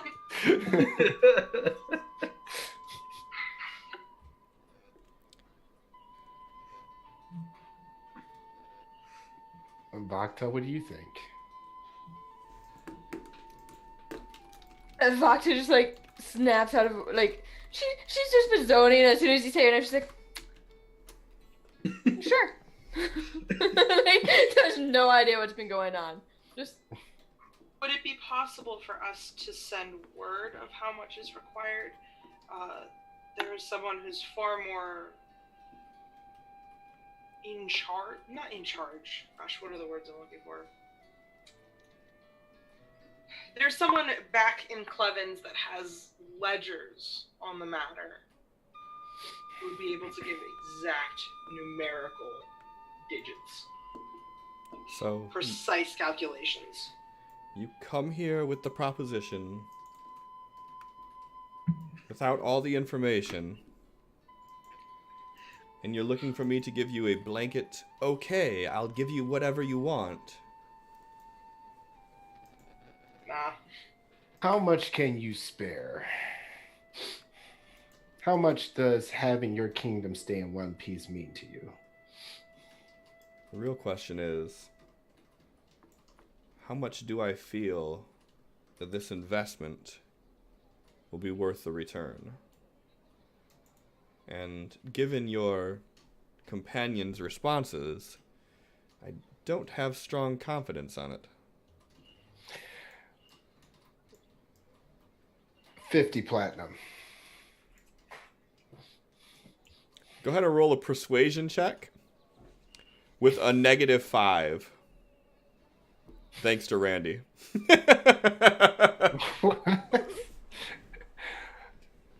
Whoever Randy is, I hate you. Persuasion. Oh, great. With a -5, that would have actually dropped it down 4 more. So you rolled a 2. Hold on. You know what? Fuck that. I want to use 2 PP to re-roll that. Okay, make sure you re-roll it at a -5. Okay, I guess I have to actually type in because I hit the little -5 on there, but I didn't do it. It should do it that way too, but yeah. Yeah. Go ahead and re-roll it. Oh my god. Oh, fuck. So Oh, good. shit. Oh.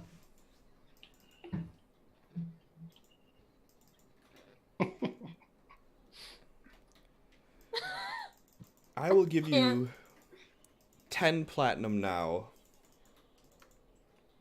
And if you can convince me that this is a worthy investment,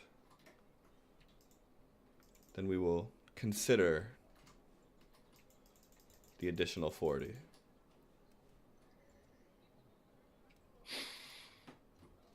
That works.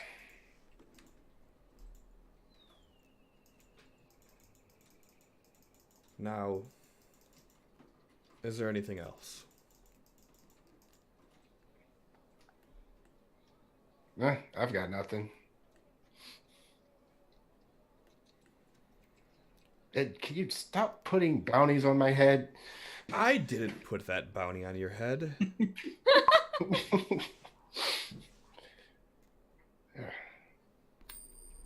Did you give away Vakta's house too?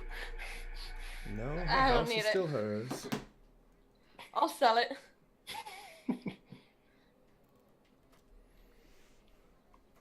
There you go, Vakta. Sell it for 40 platinum. Good I don't luck. think it's worth 40 platinum. 39 platinum. Power drive. Hmm? I don't think it's worth 49 gold.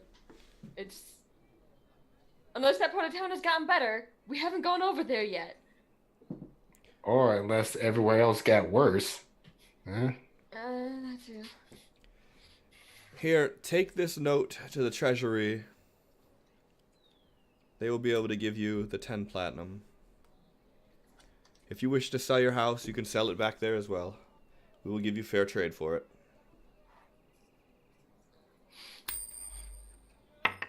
He takes the paper. Thank you for your time, Your Majesty. It's always a pleasure.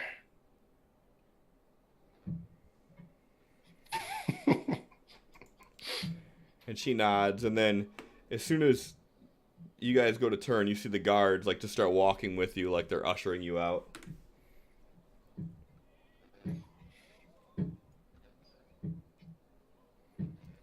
They walk in the front we get door. our They own escort. Yeah, they hold the door open for you and everything. Hey. And promptly Gonna shut it head- behind you. He's gonna head to the treasurer and hand him the note.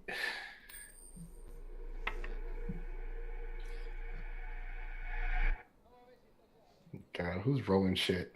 Randy is just cashing in all the fate. So many rolls. Oh, everybody loses a player No! point. Oh, no! What yours. Mine was good. Fate smiles upon me. The rest of y'all are fucked. Sorry, what's happening? Ha! I already had 0. No. Could someone please update the Luddite on what's going on? Randy has rolled the fuck out of the fate table, and the most recent one, which is your fault, he rolled towards you. My fault. He rolled it towards you, and Well, okay. you lost a player point for everybody. Oh, I'm sorry, guys. She's not sorry. Roll deception. There's no deception. That's genuine. I'm sorry. So as you guys go to the treasurer and hand the note, they look it over and observe the seal and everything. You see him cast some sort of a spell on it, and after a minute, he folds it up, puts it in a little bin to the side of him, and he begins counting out coins. And he hands you 10 platinum pieces. Thank you.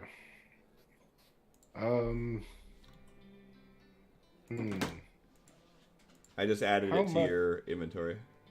How much would Vakta's house sell for? Do you still have the deed for it? Assuming she does. Oh no, she forgot to follow us. Why is your friend just staring off into space? Hello? Hello? No. She's buffering right now. Hold on. If she hands him the deed, he looks it over.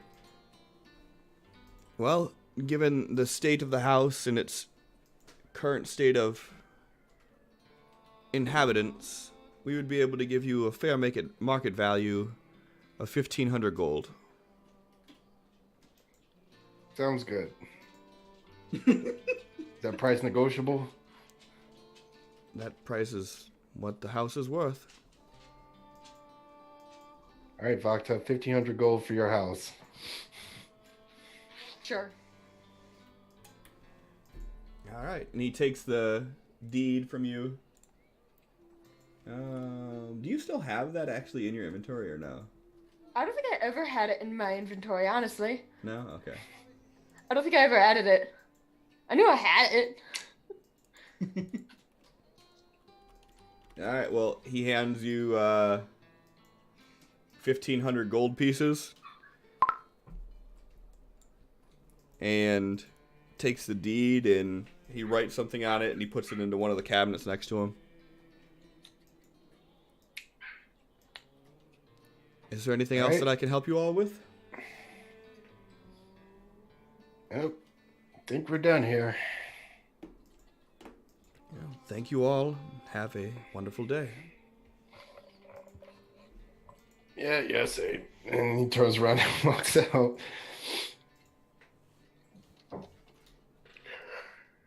I'm guessing by this point, it's getting toward evening, right? Oh, yeah. The lanterns are all lit. It's night out. Oh, yeah. It's Betty Bite time, you guys. We are all on the caravan to Sleepy Time Junction. Just like shoving everybody to the nearest inn. Like, nope, we need to sleep. Everybody's grumpy, everybody's sleepy. I think there is a drool stain on my skirt that is never coming out. We'll get it out. If only you guys had a place to crash.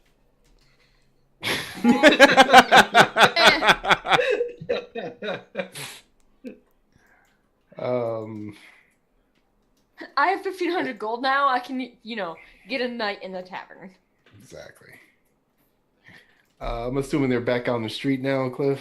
Oh, yeah. I mean, the little office that you guys are in for the treasure, I mean, it's like a kiosk, basically. Just brick, metal bars, huge metal door, and it's just a person locked in a room with this money. All right. So, he gets back on Asha and Well, Vakta, there's one more thing that I wanted to accomplish while we were here. Does this have to deal with my friends in certain underworld movements? Yes, we need as many people as you feel that you can rely on to make sure we can control the information coming in and out of our new settlement. I don't know if I still know anyone alive around here, but I can check. Yes. All right, let's go to the stables. No, I thought we were going to bed. No, actually, we could just go to bed and deal with this in the morning. Will they be around in the morning? They own the stables. Well, I mean, your other friends. Don't they do most of their business around this time? I don't think they just disappear into the ether. I think they just, go do other stuff. You assume I have other friends. I don't know who's left of my old guild that her crew didn't kill. I only know, I only know the people who own the stables. Yeah. Well, are you sure the others are dead? No, but I also haven't been here in 3 years. I don't know if Herfru's returned. That's why I'd like to talk to the stable owner, kind of see if Herfru's still around. How much of that got, how much of that happened? All right. Would it be better if we let you do this alone, or should we come with you? Stay in the area. I'll scream if things go bad. Should be fine. You have your alarm thing, right? Oh, yeah. Oh, don't tell me you forgot. No, not at all. Deception check. Alright, fine. You want to do it that way? You'll never get past my perception. That even wallet. There it goes. Yeah. But remember, you get to do that with advantage. What? Remember, you get to roll that with advantage. Due to you eating It wasn't an insight. No, you said what about perception, and I said sure. Oh. I will roll another one. And catch you red-handed. Ha! Ah! You did forget. I don't know what you're talking about. You did it again. Not like No. No. Fine, we'll go get rooms somewhere in the area and wait for you close by. Okay. And I'm sure you guys all remember that the stables are at the Horseshoe Saloon, which is, a tavern that has room and board. Yep, that's where we're going. Because we totally remembered that. I know.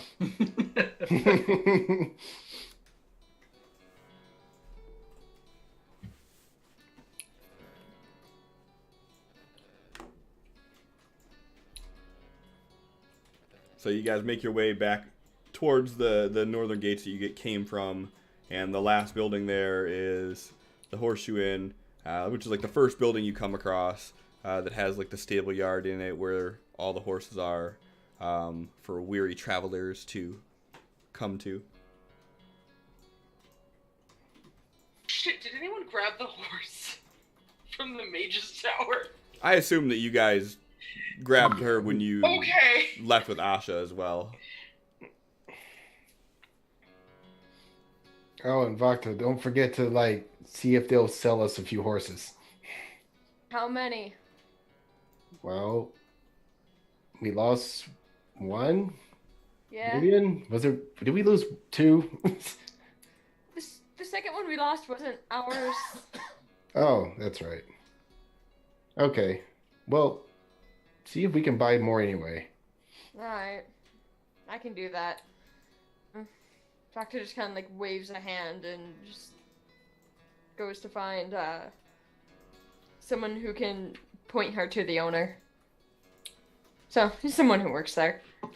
As you walk in, you see the innkeep. It's a young female dwarf, who you don't recognize. Okay. She's like, oh, hey guys. Is it just you that walked in, or is it everybody? The rest of us are going to get rooms. Well, it'd be the same person you'd have to talk to. Okay, Yeah. yes. Okay. It's like, hey guys, are you looking for a room for the night?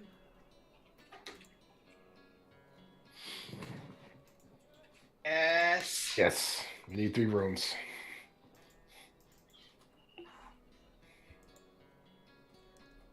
All right. And do you have any horses that you need stabling for the night? Just 1. Yeah. Just one? Okay. All right. And are you guys in need of any food or anything before you turn out for the night? Vodka just kind of looks back at everyone. She goes, I'm okay. Sleep. Food. Okay. Debian. Sleeper food. Sin thinks he just disconnected. Oh. He did, and then he Oh. reconnected. Make up your mind. No. He just disconnected and threw everything off. Look at that pro layout. Fuck you, Randy. I don't need this. No, Sin. Damn you. There we go. Now everybody's in the wrong spot again.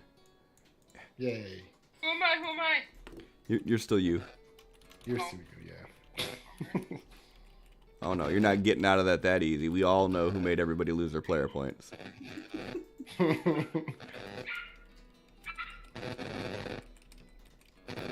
Okay. So for 1 horse stabling and 3 rooms, that'll be 3.5 gold.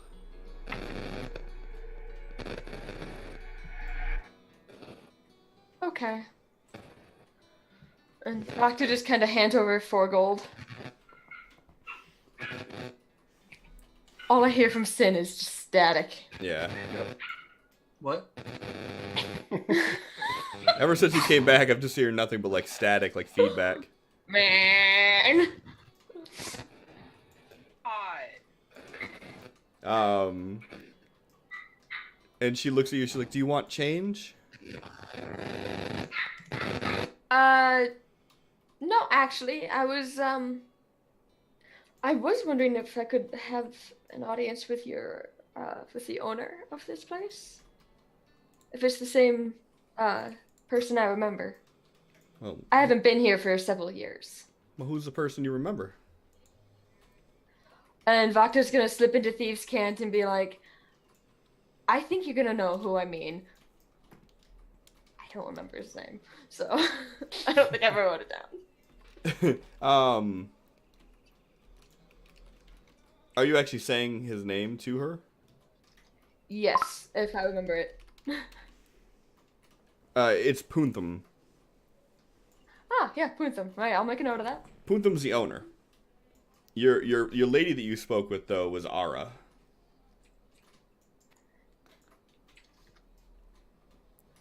So who are you inquiring of? I'll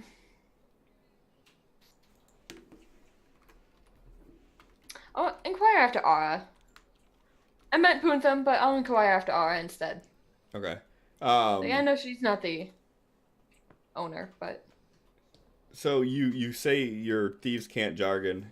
She's like, I don't really understand. Like, What do you what do you what do you mean prizes and sheets? I mean R is just a stable hand.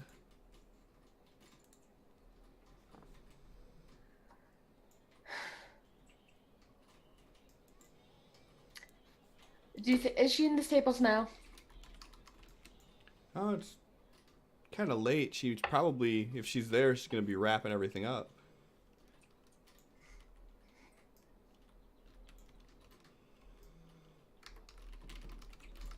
May I go out there to see if I can speak with her?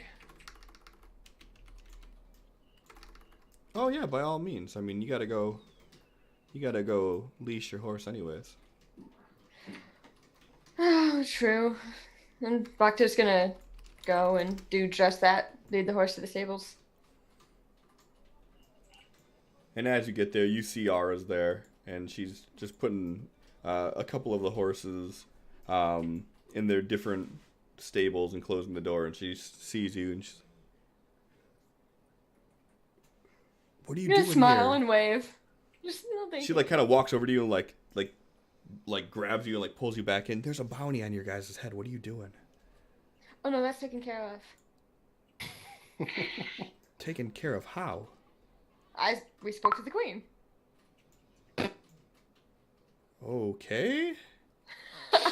I know, right? She knows the guy. Well, what are you doing here?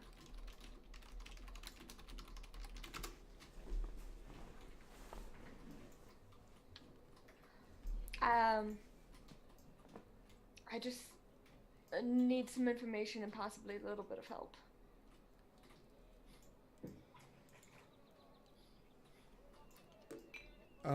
Yeah, I mean, information I can do, help I can try. We've been apparently gone for 3 years. Well, yeah. Yeah. It's a long story, but to us, that was just a matter of days. So I'm still getting used to I haven't been here for 3 years. Whatever became of Herfru and his revenge killings? Honestly, we don't know. I still hear talk in the taverns of him being in the city, and no one has seen him, though. No one has confirmed that they've seen him, at least.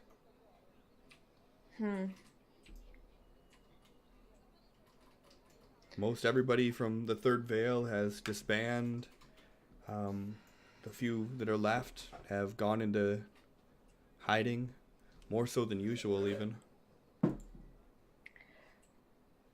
Is there any way you could spread a message around to the ones you know in hopes that they could get it to others?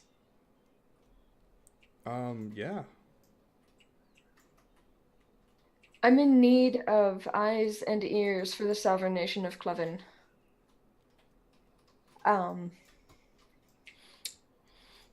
I have a bit of power there now, and I need their help. And I know they may not like me anymore because it's possible, highly likely, that Herfru did this because of me and him trying to help me.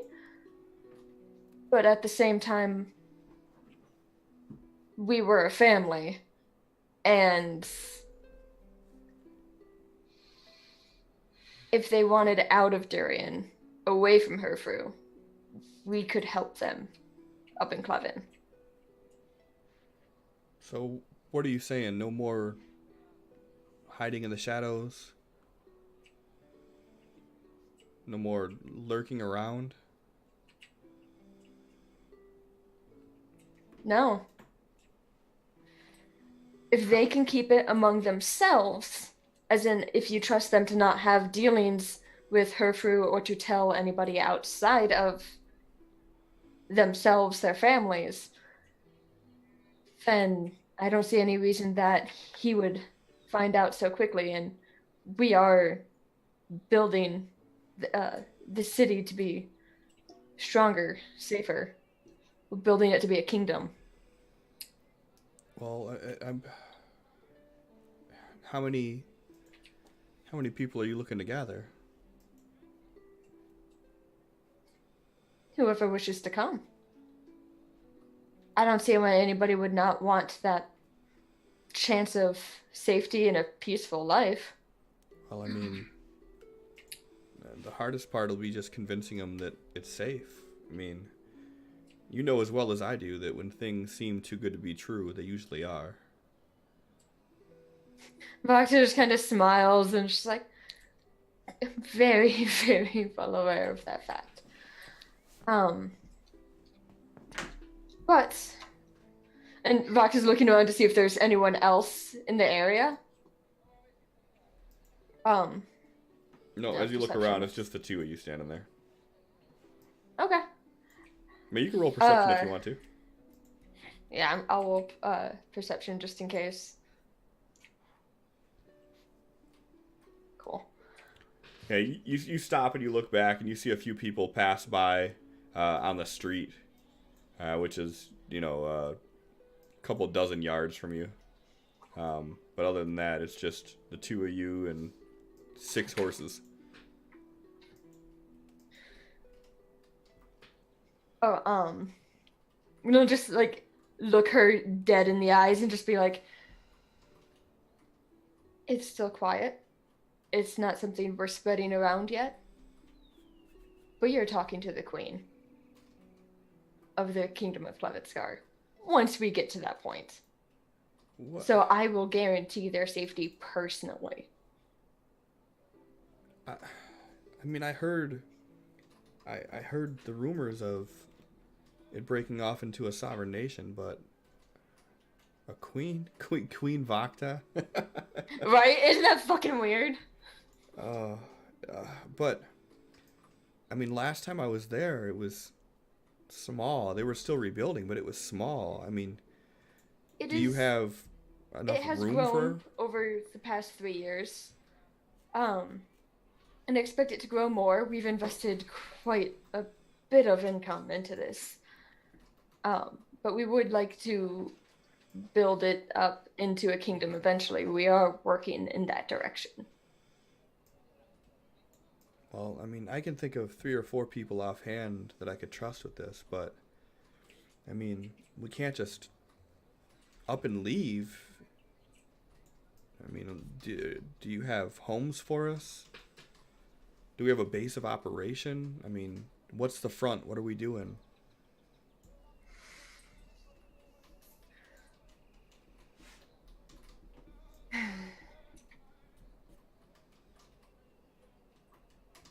They're currently building a home for myself there. I don't anticipate being around very often, so with the several bedrooms I've requested to be built into the home, I imagine that the several of you could live there comfortably if you wished. I wouldn't ask anything in terms of rent, and to begin with, I would just like you to keep your eyes and ears open. You're friends of Vakta and Vardrak. You're there to have a safer life. Just be townsfolk for now. I will pay to have more houses built in the area, and we'll figure out a front from there. But for now, I just need eyes and ears on what's going on and any bit of useful information that could be passed along to me. I'll put in the word. Yeah, I'll put in the word and see what we can do. Vakta grins and just thank you. Queen Vakta. Fucking right. Vakta's just like, I don't fucking know. And just like Alright, and then Vakta's just gonna like smile and do like a little half lazy salute and go to bed. As you walk back in, the dwarven lady behind the counter says, Did you find her? I did, thank you. I'm so glad. Did you find out everything you wanted to find out? Oh yeah, we're just old friends. I wanted to catch up. Oh, I'm so glad to hear that. Well, everybody else already made their way up to their room, so. Okay, thank you. Where are those? Oh, just right over here, turn left, and you won't be able to miss it. Okay, thank you so much. And she's gonna follow those instructions and walk away.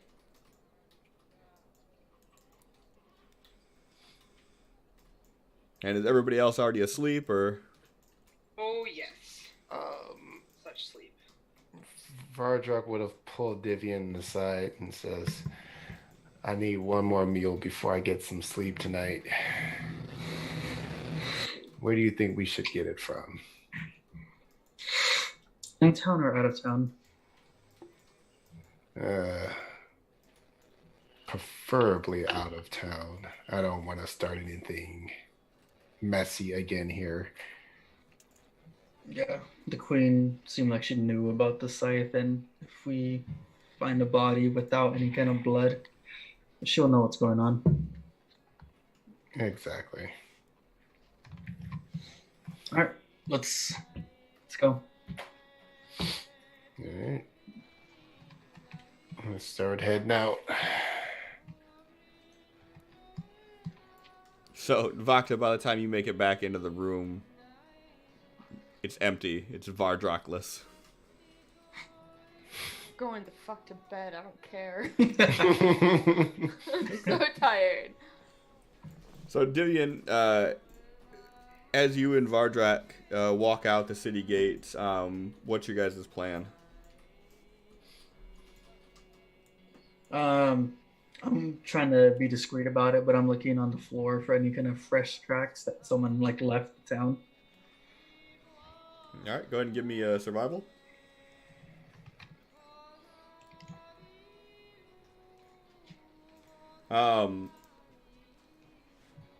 Tons of footprints. This area has tons of foot traffic. People, horses, everything. Can I tell how long ago these tracks were made? I mean, Like some they're of them indoors? are very fresh. I mean, you can see people that have walked in not too long. As you look down the road, you can see that there are people. Most of them are still within eyesight of the gates, though.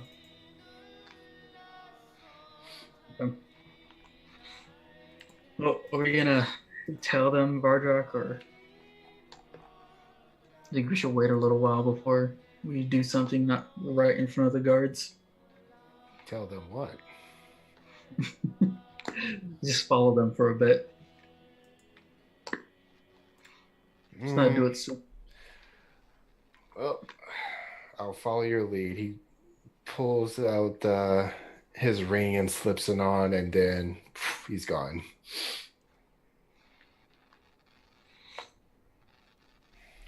All right. Devian's following these people, trying to remain hidden the whole time. And as you're following behind them, you can see that they're like stopping and they're looking around. They don't actually seem to be from around Durian. I'm not gonna do anything until we're out of sight of the guards. Well, as of right now, they're basically right about here, and they're just like looking around. They're doing like the classic tourist, and it's a man and a woman that you see. Okay. Let's see. Do you have the map even up still? Yeah. I never closed out of it. Tokens were all out of place. Okay, so if we're about right here, So you walk past them. or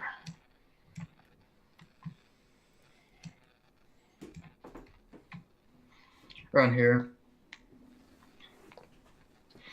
I'm going to like peek around these trees over here on this side and call out to them like, "What are you guys doing out here so late? It's dangerous."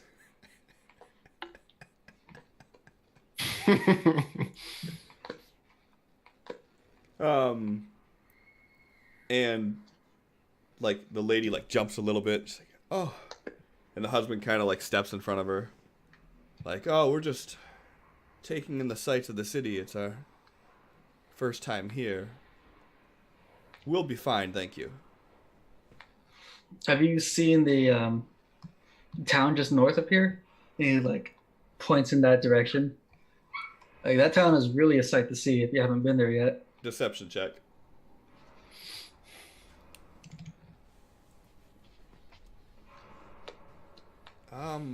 The only town that I'm aware of north of here is Clevenskar. Right, that's what it was used to. That's what it used to be called. It's grown exponentially. Ah, yes, I've heard the rumors of it. We're from Sea Bluff, so we've been through there before, but it's been some years. Right. I'm gonna start walking a little bit closer, not trying to scare them off or anything. Like, yeah, there was another path just made. If you look in this direction, and he like points towards the middle of the tree line.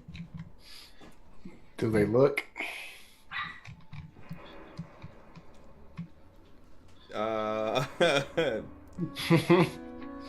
Yeah.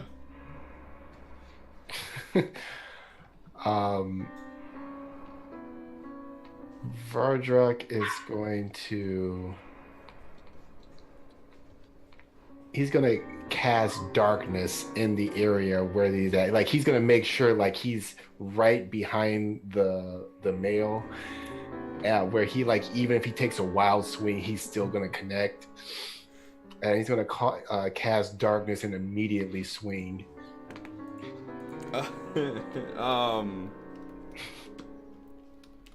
Give me a stealth check. He's wearing the ring right now. Well, right, but as soon as you start casting it, it's gone. Yeah, I mean he's standing behind him, so let's see. Can I get advantage since they're distracted? Nope. Because there's more than just them there. There's more people? I mean, you're in front of a fucking city. Well, off in the distance, you said, right? I got it marked right where you guys are at. This is the city gates. All right. And how well can the guards see from there? I don't know.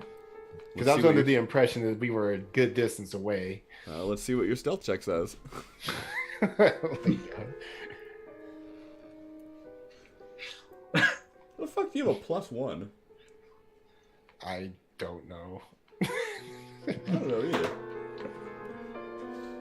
Alright, what are you doing now? You're swinging at the... Yeah, he's going to cast darkness like where he's standing so it consumes all four of them. Okay, so I'm assuming like you're like over here then? Yes. And then Divian over here somewhere? Yeah. Okay.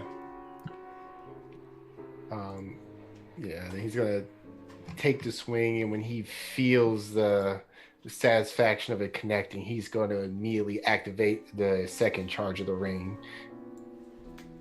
Alright, well this is the range of darkness. Mm-hmm.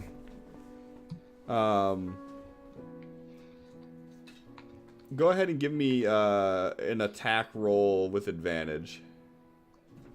All right. Advantage.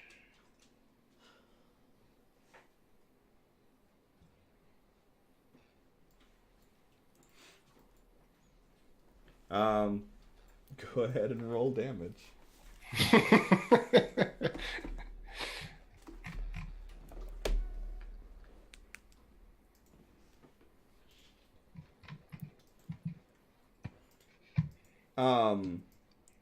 You swing, you feel a thump. You hear someone groan out in pain, and then you just hear a woman scream. Yeah, before we activate that second charge. Oh no, you already activated it. Okay. And he's just gonna say, "We're good."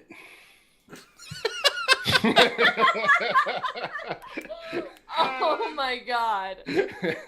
We're good. Nothing bad happened. Don't worry. And then you'll start to notice the darkness starting to dissipate.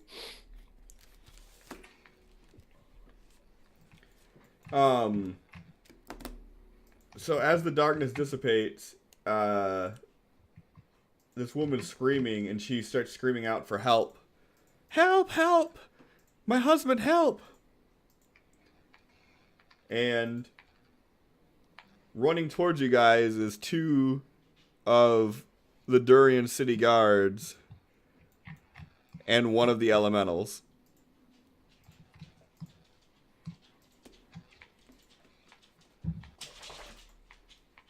John, you're invisible. Divian, you're not.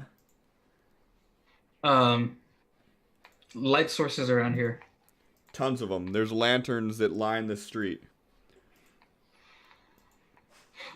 Okay.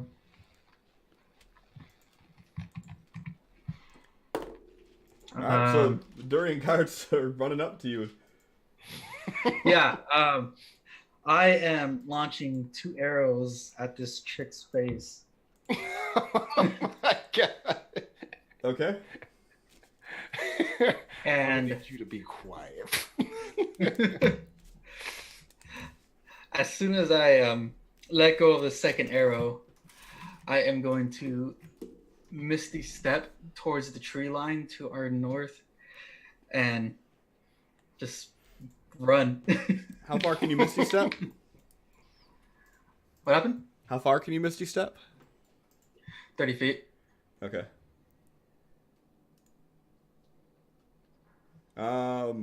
Go ahead and roll an attack roll.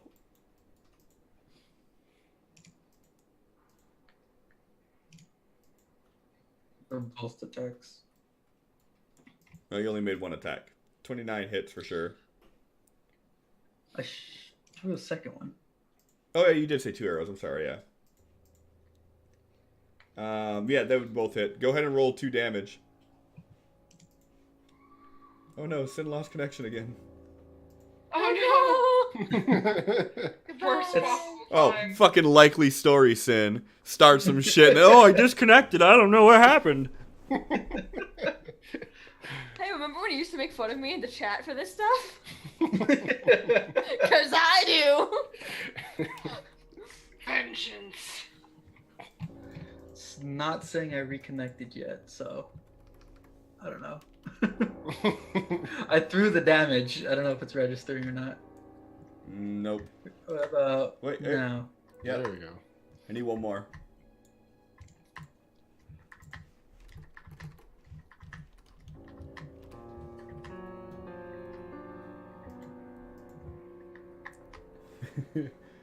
You shoot this lady and it hits her. First one hits her like in the face, other one hits her in the shoulder, and she falls down. And she is just gurgling right now, but she's still alive. Jesus. I am like unleashing arrows until she fucking shuts up. Why won't she die? Oh my god. Alright, I need you guys to roll initiative. So glad I'm asleep right now. People are gonna start thinking we're the bad guys here.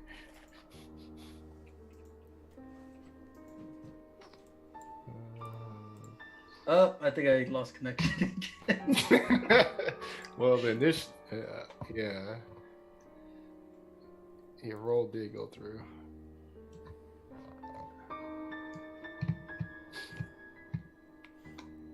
Alright, well, while you're still standing there putting arrows in this lady, the guard walk up and are seeing you shooting at her.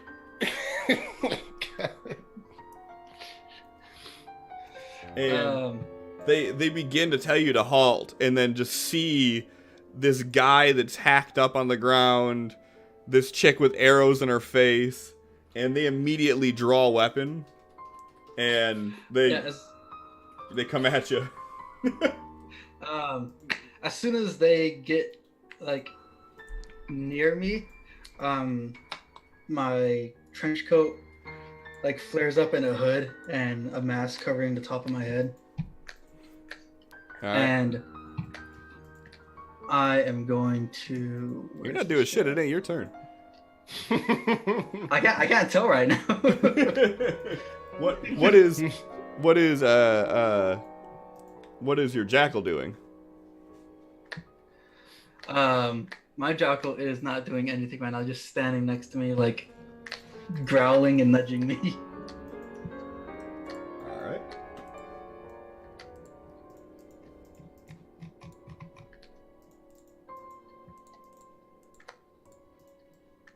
Oh wait, no, wrong one. Boop.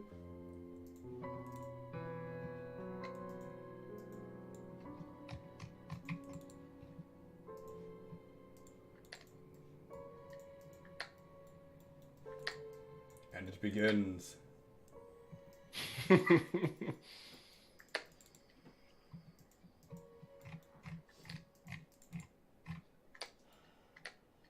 shit. I can't see what's going on at all. 3 misses and a hit. Okay. And I can't roll. I can't force you to roll a strength save right now for some reason. It just won't let me. Are you still disconnected? No, it says I'm reconnected, but nothing is going on for me right now. I'm gonna go ahead and roll for Divian's strength check here, or strength save. Strength save. So these guards run up and they're like, "Huh," and then immediately draw weapons. And you're able to dodge a few of them off, but one of them hits you with the shield, and as he does, your ears begin to ring, and you stand still for a second and focus on what the hell just happened. Is Asha with you guys? She was keeping her distance, but yeah, she's not doing anything. She's just watching. What's Vardrock doing?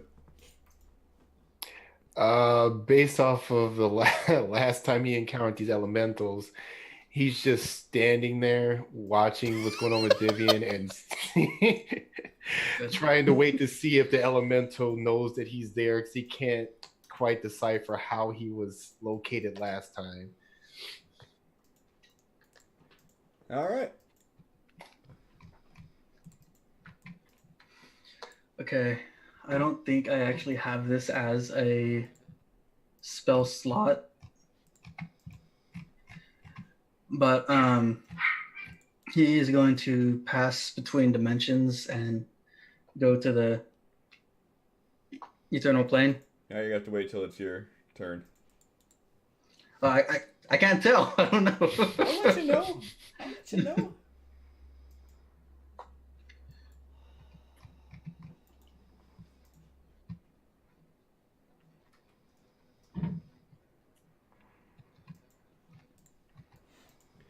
So this golem just comes lumbering over and just slams down on Divian. He doesn't seem to notice that Vardrock's there right now, though. All right, Divian, your turn. So you're trying to go between planes, you said? Yeah, I'm going to the eternal plane. What is that from? The Horizon Walker should be a level 7 spell or power.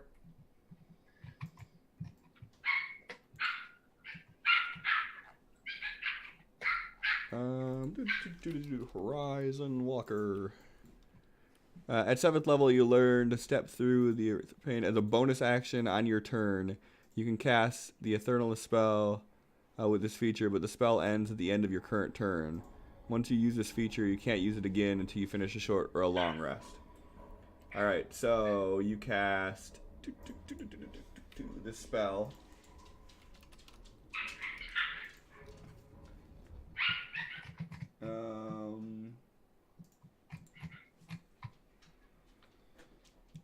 Do you not have this yet on your thing? I don't. Is it an actual spell? I thought it was like. I didn't know it was something that I can actually cast. Yeah, it's one of your actual things. I'm trying to see if you have it or not.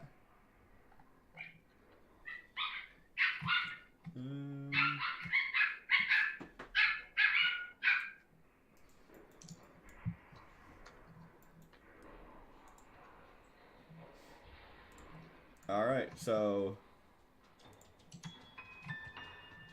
you cast that, and Vardrak, you just see Divian's body just like become like incorporeal almost.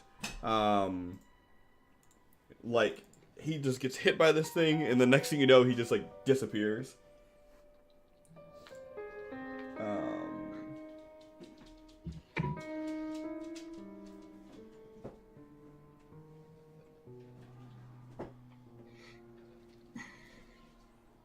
You can move in any direction, it says. What happened? It says you can move in any direction that you want while you're in this form. Right. You can only see an area of 60 feet around you. Yeah. Alright, so yeah, so you cast it, you slip into this ethereal plane, and you just hear like a wind sound, like it's just almost like whispers is all you hear, and you just see like nothing but like fog.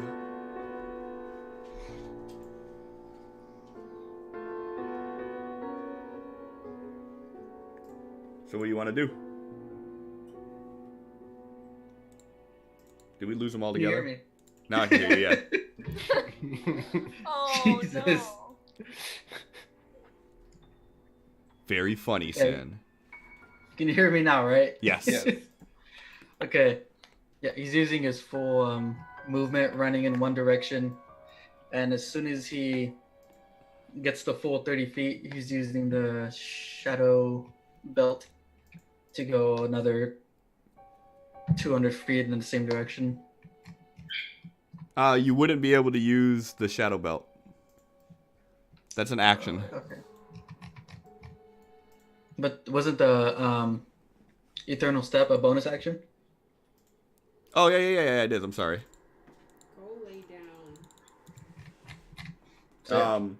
So if you use it on the ethereal plane,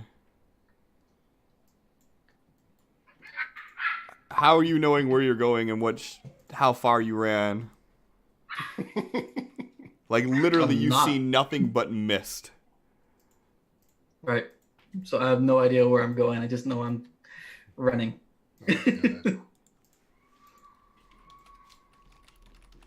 All right. It's gonna end up in England.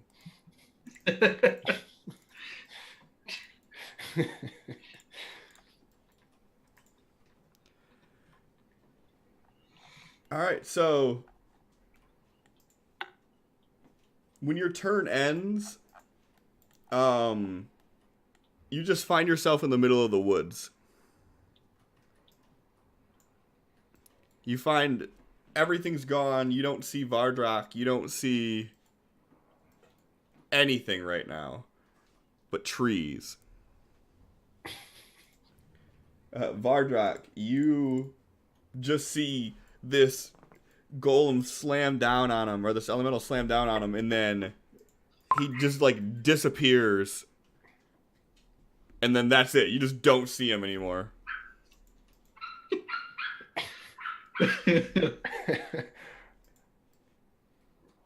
Vardrak just holds his place, hoping that the guards show some sign of confusion, because if they do, that means that they're not sure what the fuck happened, which usually means that Divian did it himself. And what's your jackal doing? Dissipating, I guess. You see him slam down. You see the jackal just.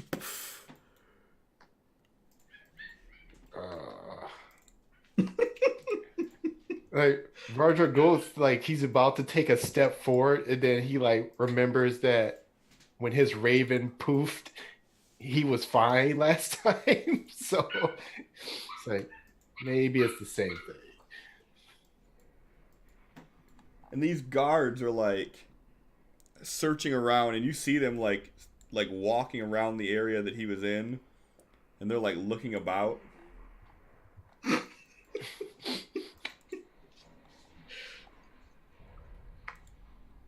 And it's Asha's turn. At this time, she's just kind of gonna get up and start meandering back to the stables. All right, your turn. He's not gonna move while they're there. Okay.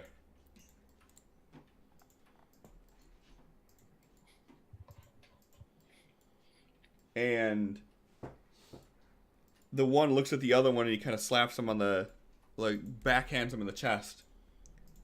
It's like, see if he can see anything. And he speaks something in some arcane tongue that you don't understand, and you see the eyes of this golem just start glowing this bright, like, almost white blue. Hmm.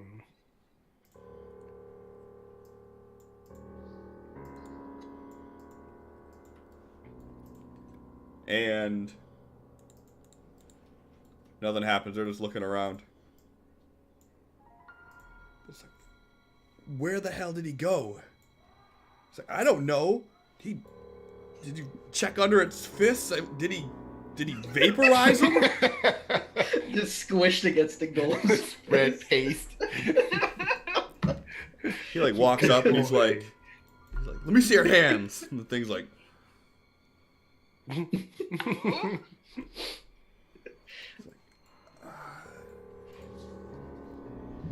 all right. I filled out the paperwork last time. This one's on you. Damn. All right, newbie. Get this lady over to some sort of medical treatment. Maybe she could tell us who it was. And bring a hand cart. We're going to have to move this body.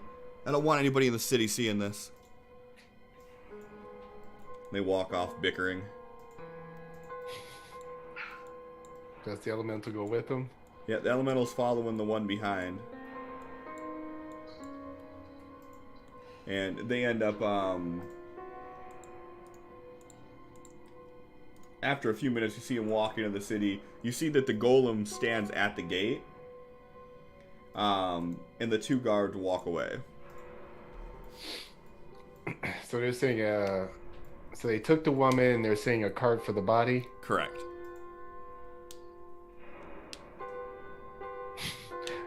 Vardrak's going to walk over to the body. He's going to grab it and start dragging it off. And after a certain point, when he's like good and clear of the city, he's going to hoist him up and continue walking until he gets into the trees. Okay.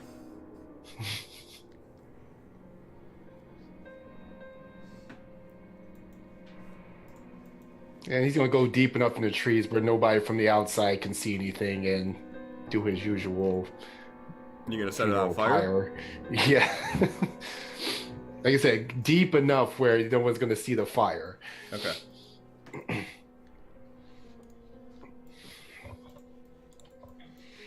All right. So, yeah, you walk in a couple 100 yards into the woods and do your little pyromaniac cleanup session.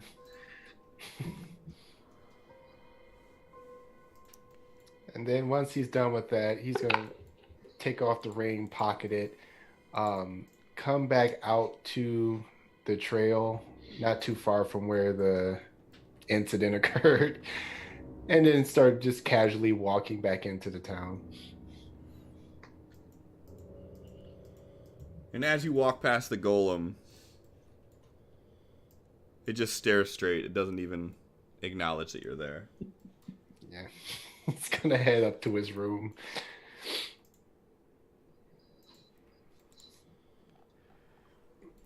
And as you go there, are you checking in on anybody, or are you just going right to your room? He's going right to his room, and then when he has the door closed, he's gonna start nudging Vakta. Like, hey,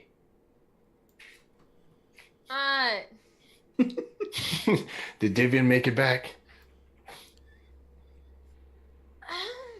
No.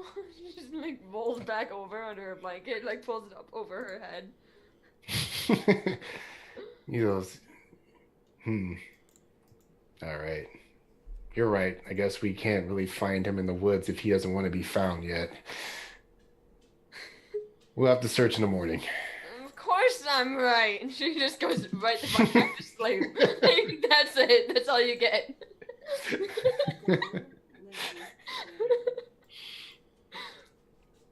So yeah, he's gonna like start taking off his armor, but he's gonna like keep peering out the window for any signs of Divian.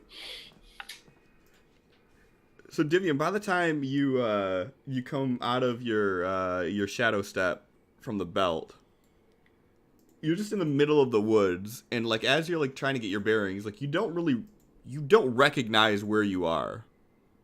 Like, hey, I've never been to this part of the woods before. I'm assuming that Sin's still frozen. Can you hear me? I can't hear you. Your camera's frozen. Oh wait, no, you're back. Okay.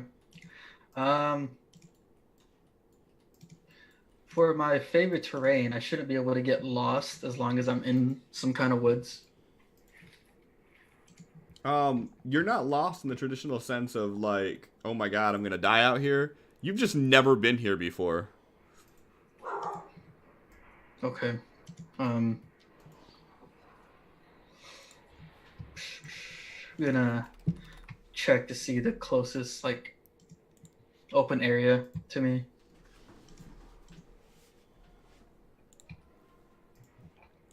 Would that be perception or survival? Survival.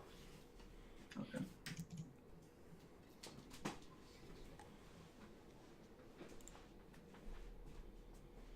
And you hear the sound of water to your north.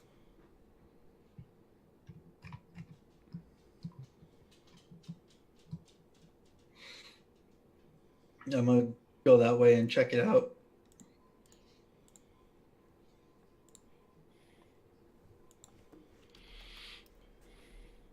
And after you walk a couple 100 feet up,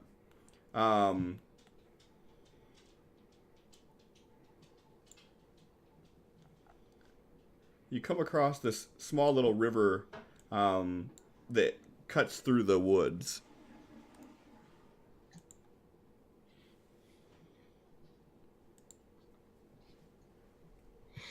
I'm going back into the woods and Oh shit. climbing a tree and making a place to sleep. Okay. So yeah, there's Have a plenty of landmark trees to now, I can find. look with You that. find a nice one, make camp out in there for the night.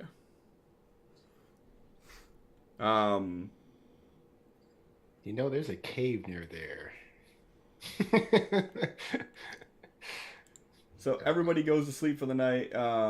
You guys wake up, and after you do your morning rituals and everything,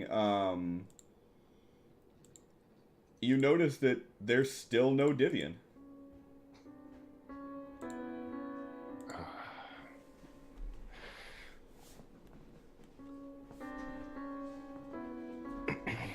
After Vardra gets his stuff on, he's gonna go and knock on Ukto's door.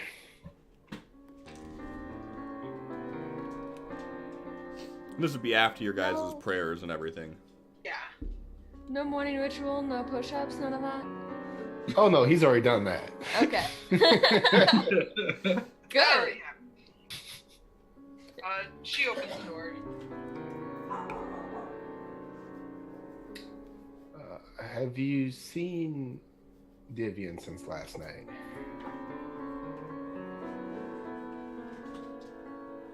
Well, we went out for a bit of a walk and he didn't return.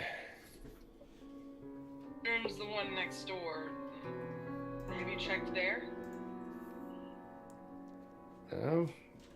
He steps over, pounds on the door, waits. See? Doesn't seem to be in there. I don't know.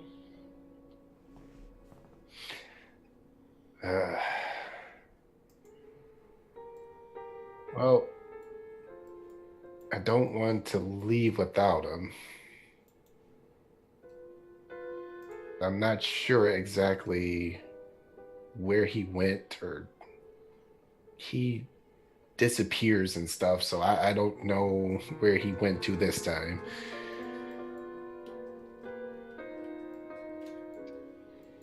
Then maybe he'll just come back on his own? I don't know.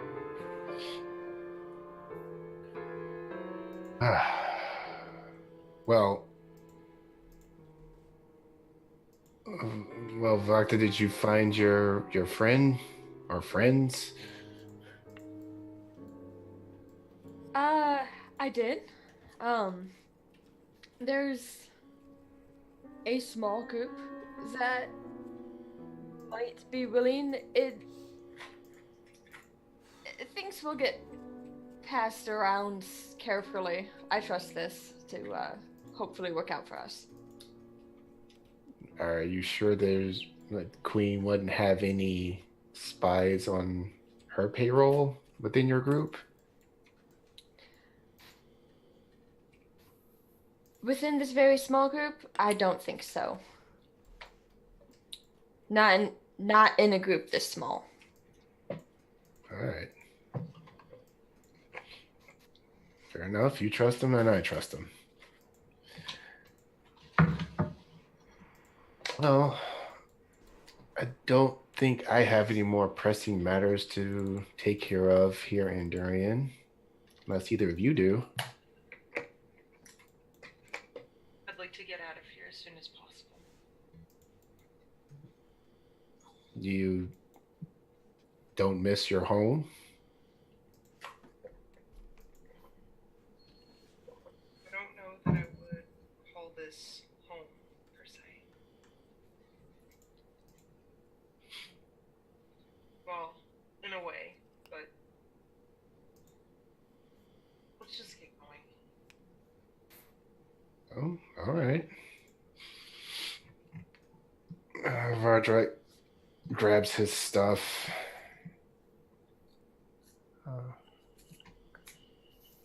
Helps Vakta with hers, and heads out to meet up with Asha and grab their new horse.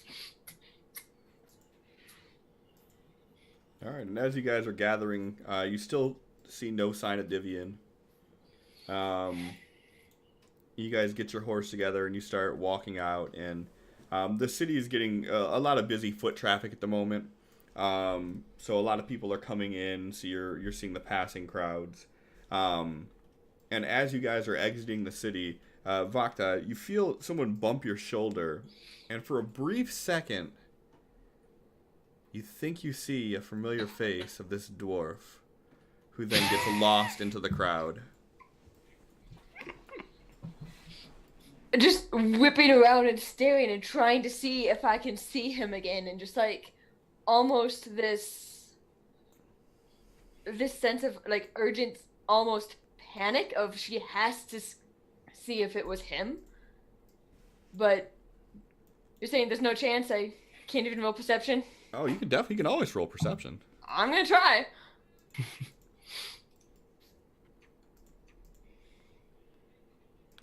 Yeah, and you see that there's this short figure that's walking in this dark brown cloak covering his head, and like by the time you get off of Asha to try to see what's going on, the figure just disappears into the crowd. She curses loudly in Thieves' Cant, just fucking pissed, like really scared, really pissed, just like, oh, fuck. Something the matter?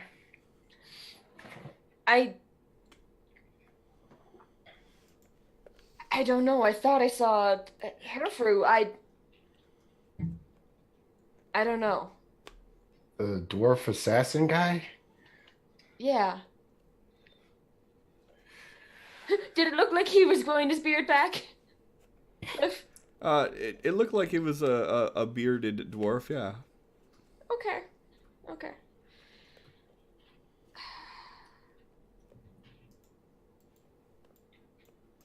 Fakta just kind of shakes her head and like numbly, stiffly climbs back up on Asha and just like, let's go. I'm not chasing him down. I don't know what would come of it. Well, he seems to be trying to get your attention.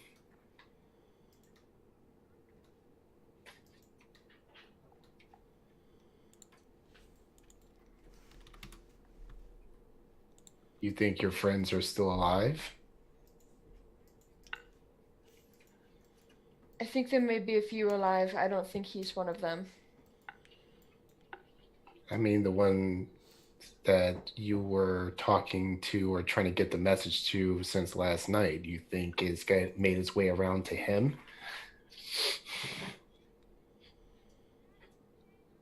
Last I knew, they were afraid of him. I don't think they'd serve him. Honestly, I don't think they try to help him. If I was told that they were trying to remain under the radar and not be found by him.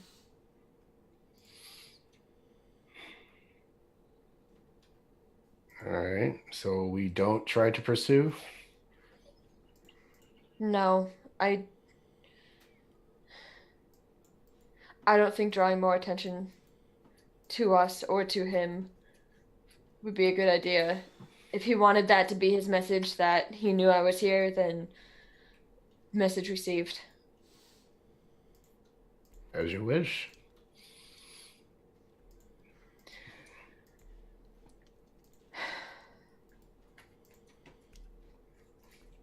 He's gonna start riding towards the front gates then. And Divian, you wake up as the sun's just now getting in the sky. Probably the best sleep you've had in a while, actually, in a tree. Actually, be able to go into a tree.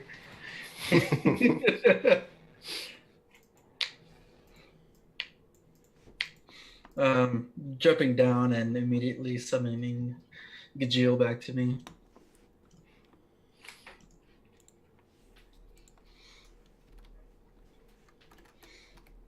And if I look back out at this river, I see any paths, like, on either side of it? No, there are no paths here. The closest that you see to a path is this river.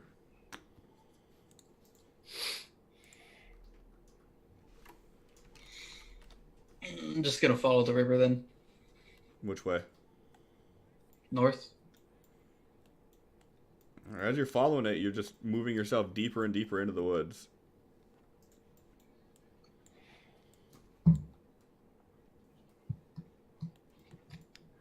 If I'm not making any progress going this way, I'm just gonna turn around and try heading the other way. Yeah, and after walking a few hours following the river, you find yourself outside of the woods, overlooking the coast. Would I know, like, my exact location after being here? Not your exact location, no. There's no real landmarks or anything that you found to allude to where you would be. Okay.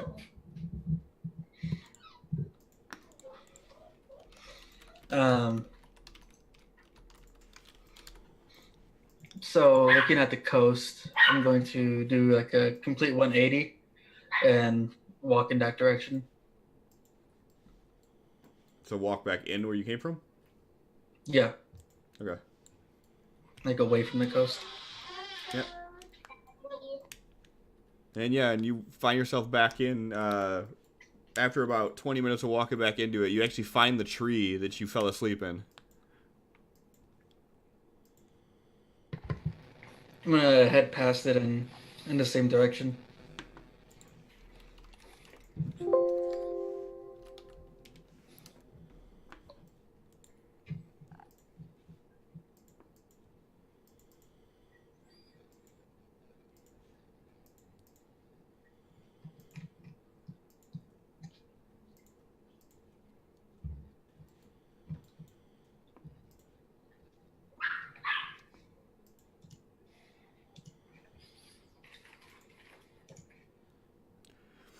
So after roaming around for an hour or so, you start to gain your bearings, and you start seeing like signs of which way the trees are growing and the weathering, and you determine that you're in the woods to the far east of where Clevenskar is, but you're about a 2 days journey away from Durian. I would go straight to Cliffhangers. Okay. You're still a couple days away from that too. I would use my shadow belt to go through the trees to reach it faster. Okay. Are you trying to do this like in the daylight, like staying within the canopy? Yeah, like just staying underneath all the trees. Okay. Hey, are you back in? I think so. Right click on the D10 and click on the little percent die and go ahead and roll that. Wait, what was that? Right click on the D10 and then click the percent die and roll that.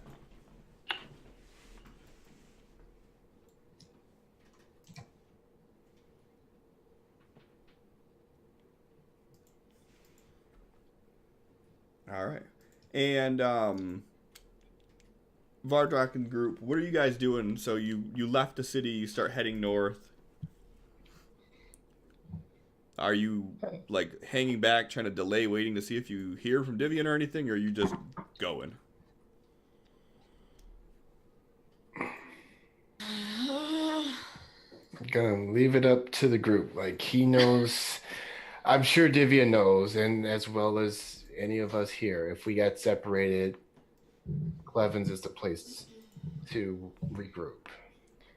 I think that's a smart idea. However, I do need to check on my goblins. Oh god, the goblins! I forgot about the goblins. I know. We have to check on the babysitters. I'm sure after 3 years, it's time to get paid again. Oh god. Oh god. Should we make a detour? Oh god. Oh no. I know, I'm worried about the goblins too. Yeah, let's make a detour and check on them. God, they're probably dead. You okay with that, Ukto? Ukto hasn't met them. Oh, you're gonna love them, Ukto. So glad Vak is I'm- just slowly shaking her head. About a 50-50 chance whenever you say, I'll love it, that I'll either genuinely love it or, Or I'll really, absolutely... really love it. Yes. Yes. Absolutely. Exactly. It's gonna be that one. I feel it. So they're gonna head for the goblin cave. All right. So you guys head off the trail and you start heading northeast. It's about a day and a half travel from Durian. Are you taking any precautions during this time?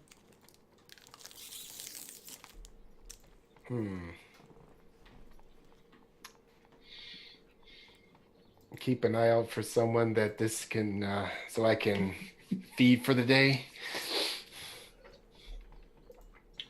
You're keeping an eye out? I'm asking Vogtot. Honestly, I zoned. I am tired as shit and I work tomorrow, so I have no idea what just happened. He wants you to roll a perception check to see if you find anybody for the life drinker. Okay. Grudgingly.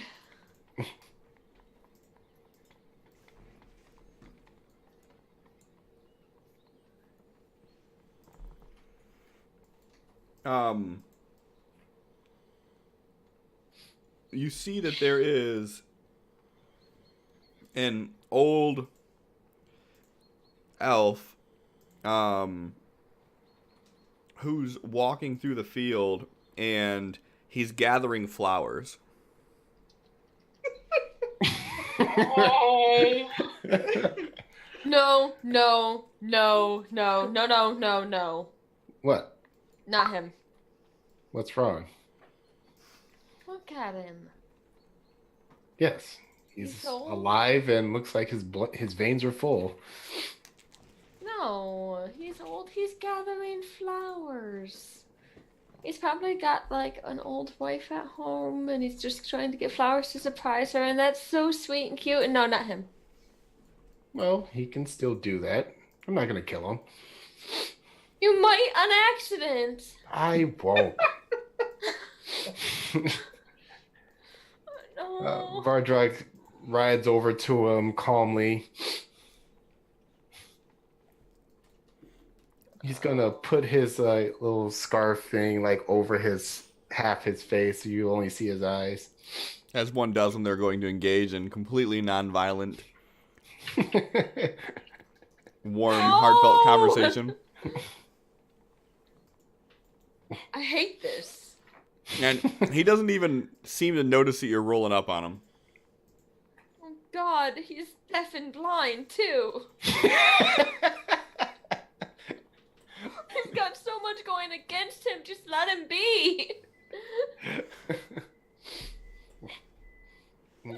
He dismounts and he's like, looks at her, he's like, it'll be okay. I promise. He turns around and starts walking towards the elf. And this elf probably looks like he's in, like, the later part of a millennia. He's seen a lot.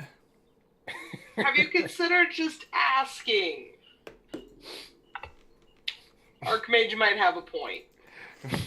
And he kind of like waves as he's approaching the guy, like he acknowledges what you just said. He's completely ignoring us, right, Vakta? Good evening, kind sir. Yeah. You get no response. He leans in. I said good evening, good sir. I'm sorry, I didn't hear you. I didn't hear you approaching. Oh my God, leave him alone. I didn't mean to startle you. What? I just need something from you real quick. Okay. What do you need? I just need a little of your blood. You want my what? He goes into his pouch and he pulls out 10 gold. And he says, I give you money, you give me a little bit of blood.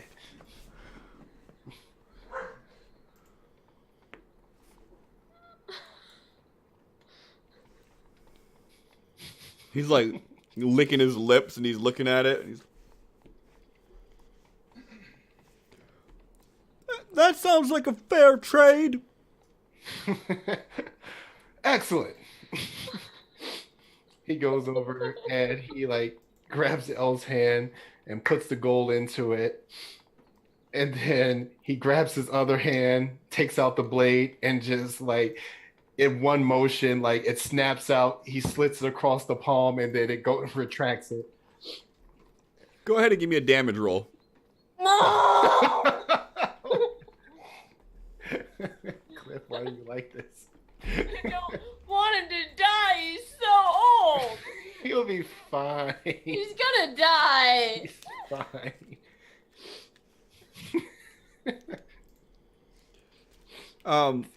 Vakta, you just see this basket of flowers fly into the air.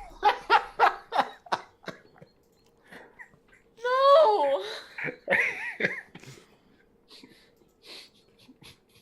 And as Vardrak's walking away, you see this old man down on one knee with a handful of gold and another hand dripping blood. It's actually dripping blood?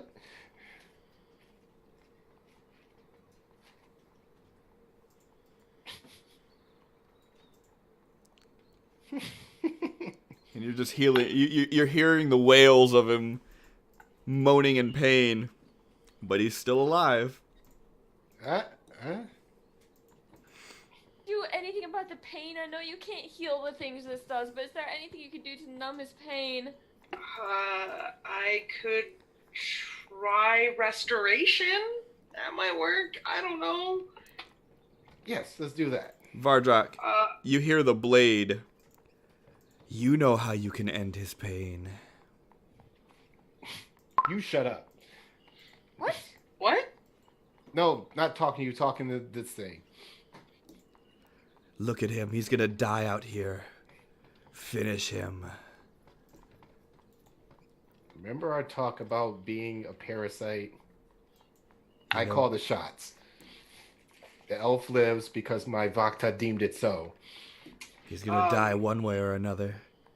One way powers us up. The other way just leaves an old man dead in the field. Anyways, Uto, can you help him?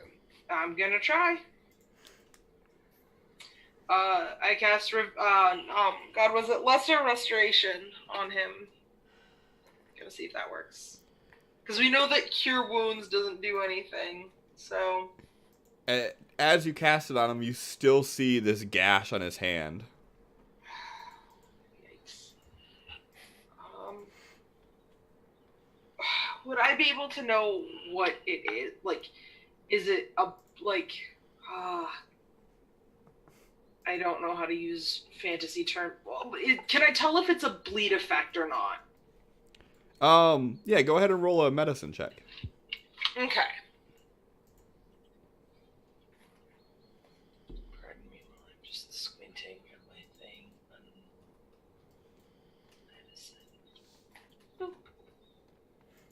Medicine.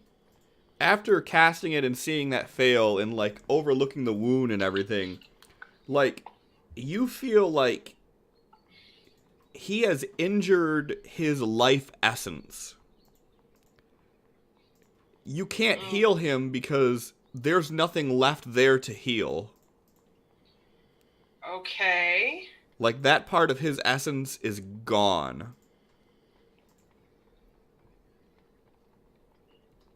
Like, okay.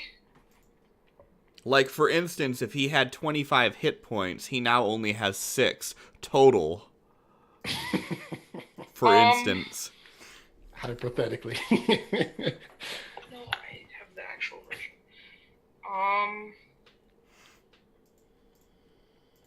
Like, he's not injured in the typical sense of, Yeah, I get that. my health's gone. No, I get that. Mouse, why don't you work on a blanket? You should just work on blankets. Because I said so. I agree. Okay, yeah, no, lesser restoration isn't going to help with that. It'd be... Do clerics just not get restoration? That would be really dumb. Well, apparently they don't get it. Alright, cool. Thanks, DM. D&D. They don't get for reals. I was just curious if it's a thing you can eventually do. You but get it's not. lesser restoration and greater restoration. Oh, it's great. Okay. That's why. It's called greater restoration. Why I can't find it. I'm looking under the wrong letter. Oh, yeah, it's like a thing I cannot cast right now. Well, I can't do anything about it now, guys. Sorry. And he's like crying out to you, like, please help me. God damn it. Please do something. I did do something. What? Just didn't work.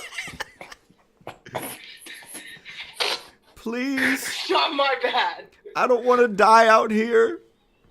You're not gonna die.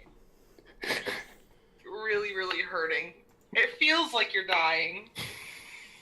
And you might want to die from the pain, but you're not dying. You're just, life kind of sucks. Please take back the money. Just do something to heal this. I am not skilled enough of a cleric to be able to do that, unfortunately. You are going to need the help, and kind of leaning back and yelling toward Vardruk as well. A great healer to be able to help you with that. Yes, I brought him the greatest healer that I know. Yeah, an average at best healer. If there is a temple nearby, they will be able to assist you far better than I will.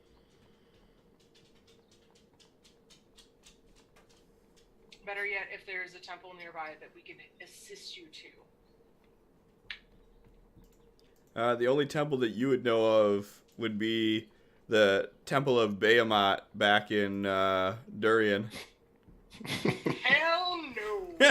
You go down, sorry. That's not happening. Fresh out then. No, sir. I am not going back there. He looks over to Vakta. Please. Please help.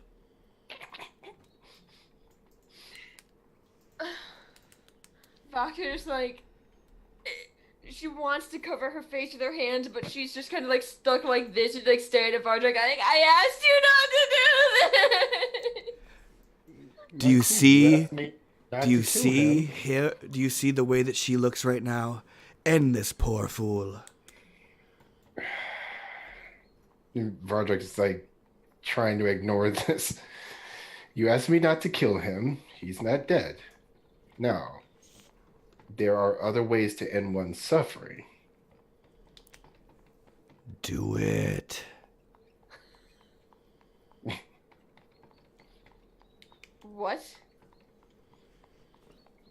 If we cannot help him in his pain, then we can stop his pain in a more permanent fashion. It cannot, others can deal with this.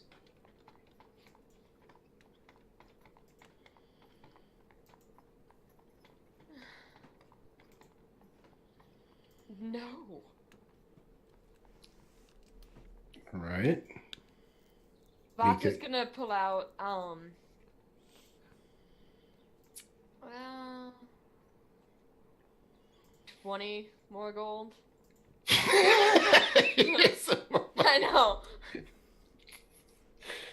I just subtracted that from my inventory. And just be like, hire someone to take you to the best healer you can find, because I can't help you. I am so sorry.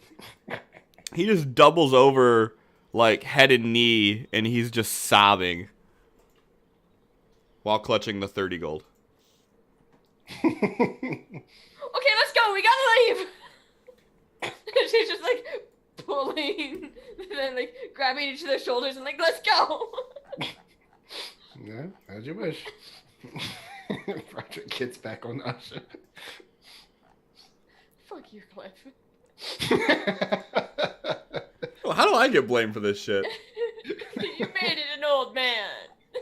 I didn't make it an old man. Flowers. The dye made it an old man. Picking flowers. Kind of wish it was like some burly like muscle man that's picking flowers in the field. Would that have made it better? Yeah. That Gotcha. man is great. This bias against muscle guys. Oh. So you guys continue traveling on. You camp out for the night. Pick back up in the morning. Travel another half day, and you guys start approaching the area where you remember the goblin cave being. And as you guys start getting closer, like this pungent, foul smell of like death is in the air. Damn it, Cliff, you better kill my goblins. And they keep heading towards the cave, looking out for anything that might be causing the smell. And as you guys get closer, the smell gets stronger and stronger. And eventually you come across this area where you're seeing these large, like, wooden pikes in a fence. This crude fence bordering off what looks to be some makeshift huts. Ooh, Oh, they've built a city. that's not what I was expecting.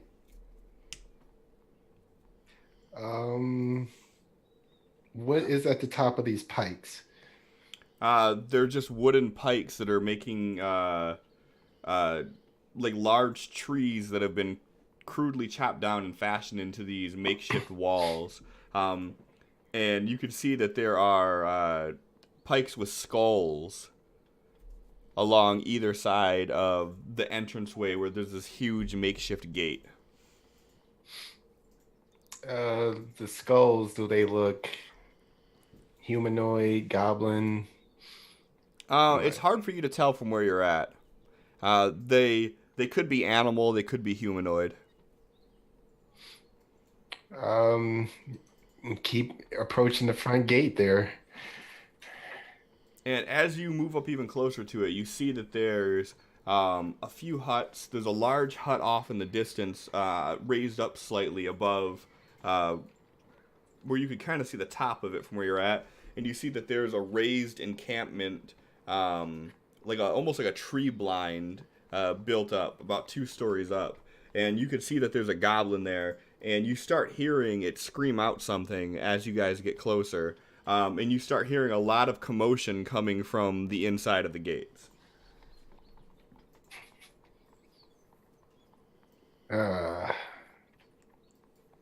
Alright.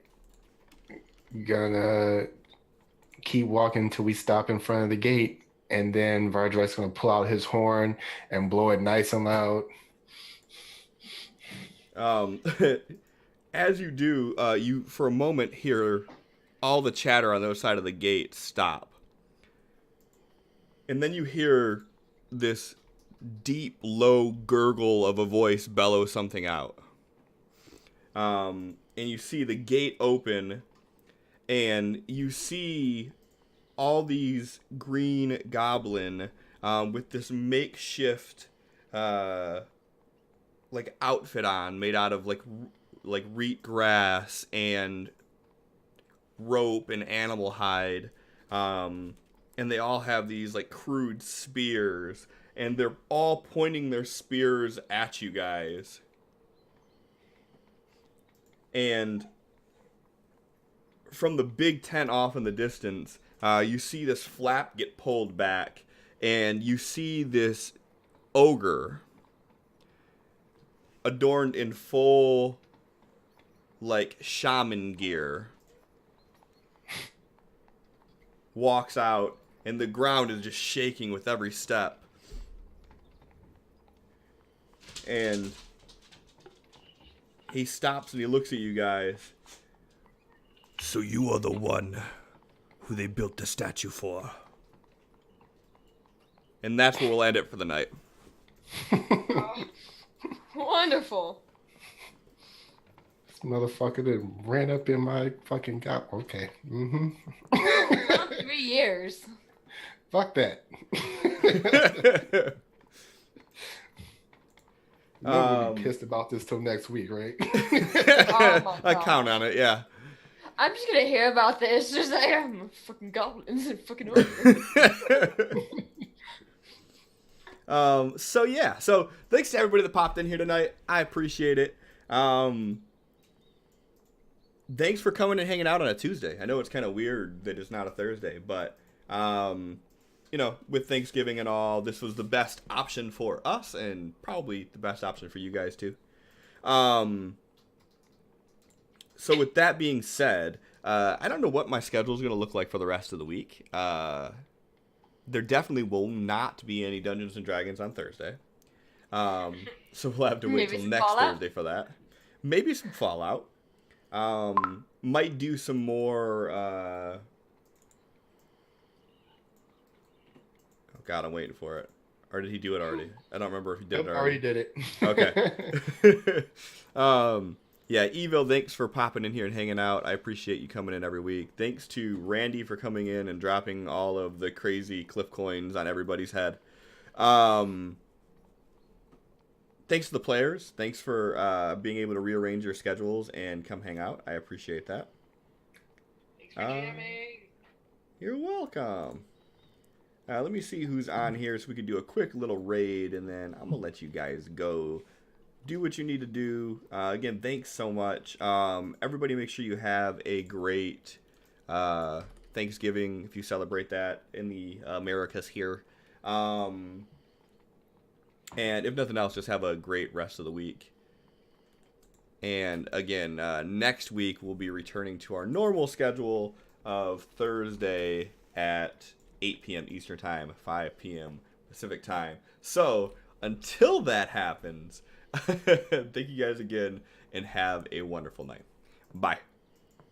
Hey. Bye. Bye.